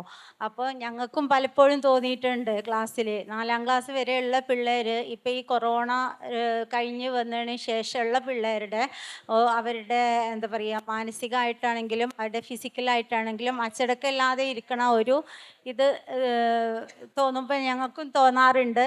ഇപ്പോൾ എന്താണ് അവരുടെ ഇടയിൽ കൂടുതൽ കുറ്റകൃത്യങ്ങൾ, കാരണം ക്ലാസ്സിൽ തന്നെ പല തരത്തിലുള്ള നമ്മൾ കാണുന്നതാണ്. അപ്പോൾ അത് വീട്ടിൽ നിന്നാണോ അതോ സോഷ്യൽ മീഡിയയിൽ നിന്നാണോ? അക്രമം കൂടുന്നതായിട്ട് അഭിപ്രായം ഉണ്ടോ? കൂടുതലാണ്. കാരണം എന്താ വെച്ചാൽ നമുക്ക് നിയന്ത്രിക്കാൻ പറ്റുന്നില്ല കുട്ടികളെ. ഞാൻ 4ാം ക്ലാസ്സിലാണ് പഠിപ്പിക്കുന്നത്. അതെ, 4ാം ക്ലാസ്സിലെ കുട്ടികളെ എന്താ പറയാ, സാറ് പറഞ്ഞത് ശരിയാണ്. നിങ്ങളുടെ കുട്ടികള് നമ്മൾ ഈ പറഞ്ഞ പോലെ നമുക്ക് ആ നിയന്ത്രണം എന്നുള്ള സാധനം ഉണ്ടല്ലോ, നമ്മുടെ കയ്യിൽ നിന്ന് കൺട്രോൾ പോകുന്നത് തോന്നുമ്പോഴാണ് നമുക്ക് ഈ പ്രശ്നമൊക്കെ വരുന്നത്. അപ്പൊ നിയന്ത്രണം എന്നുള്ള സാധനം എടുത്ത് മാറ്റിയിട്ട് നമ്മൾ ഇവരുടെ കൂടെ ഒരുമിച്ചുള്ളൊരു ജേർണിയാണ് എന്നുള്ള ആ പെർസ്പെക്റ്റീവ് സ്വിച്ച് വിൽ ഹെൽപ്പ് എന്നാ തോന്നുന്നത്. കുട്ടികൾ ആത്മഹത്യ ചെയ്യുന്ന ഒരു വിഷയമാണ്. അപ്പോൾ നമ്മൾ മനസ്സിലാക്കേണ്ടത് ഇതേ റീസെൻ്റായ കാലഘട്ടത്തിലാണ് 2.5 വർഷം മുമ്പേ 2023 ജൂൺ 10-ാം തീയതി ലോകമാകമാനം നോക്കി നിന്ന ഒരു വിഷയം ഉണ്ടായിട്ടുണ്ട്. 4 കുട്ടികൾ ആമസോൺ മഴക്കാടിനകത്ത് എന്ത് ചെയ്യാണ്, ഒരു വിമാന അപകടം ഉണ്ടായിപ്പെടുകയാണ്. അപ്പോൾ 40 ദിനരാത്രങ്ങൾ ആ കുട്ടികൾ ആ കാട്ടിനകത്ത് സർവൈവ് ചെയ്തു. ആ 4 കുട്ടികളും 12 വയസ്സ്, 9 വയസ്സ്, 5 വയസ്സ്, 12 മാസമാണ് കുട്ടിയുടെ പ്രായം. ആ കുട്ടികൾ സർവൈവ് ചെയ്ത് വന്നിട്ടുണ്ട്. അതായത് a hard situation create a strong man, a strong man create easy time, easy time create weak man, weak man create hard situation. ഈ ഈസി കാലഘട്ടത്തിൽ നമ്മളെ കുട്ടികളെ എങ്ങനെ ഈ ഹാർഡ് സിറ്റുവേഷൻ്റെ ഒരു സാമൂഹ്യ കാര്യം പഠിപ്പിക്കുമെന്നാണ് അദ്ദേഹത്തിനുള്ള ചോദ്യം. പ്രധാനമായിട്ടും കുട്ടികൾ ആത്മഹത്യ ചെയ്യുന്നു എന്നുള്ളത് കുട്ടികളുടെ ഒരു മാനസിക പ്രയാസങ്ങളുടെ അവസാന അറ്റാണ്. നേരെ പോയി കുട്ടികൾ സൂസൈഡ് ചെയ്യില്ല. അവർ ഒരുപാട് വഴികൾ കാണാൻ പറ്റും. ജീവിക്കാൻ ഒരുപാട് അവസാനിക്കും. കാരണം ജീവിക്കാൻ ഒരു വഴിയുമില്ല, ഇനി ഒരു കയറത്തുമ്പിൽ ഒതുക്കാമെന്ന് ആലോചിക്കുമ്പോഴാണ് സൂയിസൈഡ് ചെയ്യുന്നത്. സൂയിസൈഡ് ചെയ്യുമ്പോൾ കുട്ടി ഒരേ സമയത്ത് പറയും ഞാൻ പോവാട്ടോ എന്ന് പറയും. അവരെ രക്ഷിക്കാൻ നമ്മുടെ ശ്രദ്ധയില്ലായ്മയും കൂടിയാണ് പോകുന്നത്. കുട്ടികളെ മാനസികമായി കരുത്തരാക്കി മാറ്റണമെങ്കിൽ കൃത്യമായ രക്ഷകർത്തൃത്വം വേണം. പഠിച്ചിട്ടുള്ള ശാസ്ത്രീയമായ രക്ഷകർത്തൃത്വം, അവരുടെ വൈകാരികമായി അവർക്ക് ശക്തീകരിക്കുന്ന രക്ഷകർത്തൃത്വം നമ്മൾ കൊടുക്കുന്നുണ്ടോ? അവരുടെ അക്കാഡമിക് അപ്പുറത്ത് ഒരു അഫക്റ്റീവ് ബേസ്ഡ് ആയിട്ടുള്ള ടീച്ചിങ് മെത്തേഡ് ഉണ്ടോ? അവരുടെ ഇമോഷൻസിന് നമ്മൾ അഡ്രസ്സ് ചെയ്യുന്നുണ്ടോ? അവരെ ഇമോഷൻ ശാക്തീകരിക്കാൻ ആവശ്യമായ ഇമോഷണൽ റെസിലിയൻസ്, ഇമോഷണൽ ഇൻ്റലിജൻസിനെ നമ്മൾ കേൾക്കുന്നുണ്ടോ? നമ്മുടെ വിദ്യാഭ്യാസ രീതി മൊത്തം കൂടുതൽ ഫോക്കസ് ചെയ്യുന്ന ബുദ്ധിയാണ്. അവരുടെ ഇമോഷൻസിനെ നമ്മൾ ഫോക്കസ് ചെയ്യുന്നില്ല. അഫക്റ്റീവ് ബേസ്ഡ് ആയിട്ടുള്ള ഒരു പാരൻറ്റിങ്ങും അഫക്റ്റീവ് ബേസ്ഡ് ആയിട്ടുള്ള ഒരു പാരൻറ്റ് ടീച്ചിങ്ങും വിദ്യാഭ്യാസ രീതി വരുവാണെങ്കിൽ സ്വാഭാവികമായും മനക്കരുത്തുള്ള ഏത് പ്രയാസത്തെ നേടാൻ ആവശ്യമായൊരു നല്ലൊരു തലമുറ ഉണ്ടാവും. ആ തലമുറ ഉണ്ടാകുമ്പോൾ ചെറിയ പ്രതിസന്ധികൾ നേടാൻ അവർക്ക് പറ്റും. അങ്ങനെ എന്ത് ചെയ്യും, പതിയെ അവർ സൂയിസൈഡിലേക്ക് പോകുന്നതിൽ നിന്ന് നമ്മൾ അവരെ തിരിച്ചു പിടിക്കാൻ വേണ്ടി പറ്റും. അടുത്ത കാലത്തൊരു മീമുണ്ട്, കുട്ടി രക്ഷിതാവിനോട് പറയാണ് ഞാൻ ഡിപ്രഷനിലേക്ക് പോകുന്നുണ്ട് കേട്ടോ. അപ്പം അമ്മ പറയാണ് നീ മഞ്ചേരിയിലേക്ക് കോഴിക്കോട്ടൊക്കെ പോയിക്കോ, വൈകുന്നേരം നമ്മൾ തിരിച്ചു വരണം. ഇതാണ് നമ്മുടെ രക്ഷിതാക്കളുടെ അവസ്ഥ. രക്ഷിതാക്കളെ ശാക്തീകരിക്കേണ്ടതുണ്ട്, അധ്യാപകരെ ശാക്തീകരിക്കേണ്ടതുണ്ട്, സമൂഹത്തെ ശാക്തീകരിക്കേണ്ടത്. അങ്ങനെയുള്ള കുട്ടികളുടെ മാനസികാരോഗ്യം കാത്തുസൂക്ഷിക്കുക എന്നുള്ളത് നമ്മളെ ബാധ്യതയാണെന്നുള്ള ഒരു തിരിച്ചറിവിൽ നിന്നായിരിക്കണം നമ്മൾ മുന്നോട്ട് പോകേണ്ടത്. Thank you. മദർഹുഡിനെ ഇഷ്ടപ്പെടുന്ന ഇപ്പോഴുള്ള പെൺകുട്ടികൾ പോലും പേടിക്കുന്ന ഒരു കാര്യമാണ് കരിയറിനോടൊപ്പം ഇത് കൊണ്ടുപോകാൻ പറ്റുമോ എന്നുള്ളത്. അപ്പോഴും അവർക്ക് കിട്ടുന്ന ഒരേ ഒരു സൊല്യൂഷൻ നിങ്ങളുടെ അമ്മമാരെ ഏൽപ്പിക്കുക, ഗ്രാൻഡ് പാരൻസിനെ ഏൽപ്പിക്കുക. അപ്പോൾ ഈ ഗ്രാൻഡ് മദറിന് കരിയർ ഉള്ളവരാണെങ്കിൽ അത് അവിടെ സാക്രിഫൈസ് ചെയ്യപ്പെടുകയല്ലേ? ഇതിനിടയിലുള്ള ഒരു കോൺഫ്ലിക്റ്റിനെ എങ്ങനെയാണ് നോക്കിക്കാണുന്നത്? ഇന്നത്തെ ഒരു കാലഘട്ടത്തിൽ നമുക്ക് കുട്ടികൾ വേണം തോന്നുകയാണെങ്കിൽ നമ്മളതിൻ്റെ കംപ്ലീറ്റ് റെസ്പോൺസിബിലിറ്റി ഏറ്റെടുക്കാൻ പറ്റുന്ന ഒരു സിസ്റ്റം ഉണ്ടാക്കി വെച്ചിട്ട്, അല്ലാതെ നമ്മുടെ അമ്മേനെ ഏൽപ്പിക്കാം, അച്ഛനെ ഏൽപ്പിക്കാം, അമ്മായിയമ്മ നോക്കിക്കോളും എന്നൊന്നും വിചാരിച്ചിട്ട് കുട്ടീനെ ജനിപ്പിക്കാന്ന് പറയുന്ന ഒരു സൊല്യൂഷനായിട്ട് എനിക്ക് തോന്നുന്നില്ല. പണ്ട് നമ്മളൊരു ട്രൈബായിട്ട് ജീവിച്ച് ഒരു കാട്ടിൽ ഒരുമിച്ച് എല്ലാവരും അങ്ങോട്ടും ഇങ്ങോട്ടും ഷെയർ ചെയ്ത് വളർത്തിയിട്ടുള്ള കാലം ഉണ്ടായിരുന്നു. പക്ഷെ ഇപ്പോൾ അതിന് പറ്റുന്ന കാലമല്ല. അപ്പോൾ നമുക്ക് ആരോടും അത് ഡിമാൻഡ് ചെയ്യാനും പറ്റില്ല. അമ്മേനെ കണ്ടിട്ടാണ് ഞങ്ങൾ കുട്ടീനെ ഓപ്റ്റ് ചെയ്തത് നമുക്ക് പറയാൻ പറ്റുമെന്ന് എനിക്ക് തോന്നുന്നില്ല. ഈ ഒരു വിഷയത്തിൽ ഒട്ടേറെ ചർച്ചകൾക്ക് ഇനിയും ഉണ്ട് എന്നാണ് മനസ്സിലാക്കുന്നത്. പക്ഷേ നമുക്ക് സമയപരിമിതിയുണ്ട്. ചർച്ചയിൽ പങ്കെടുത്ത എല്ലാവർക്കും നന്ദി. Thank you.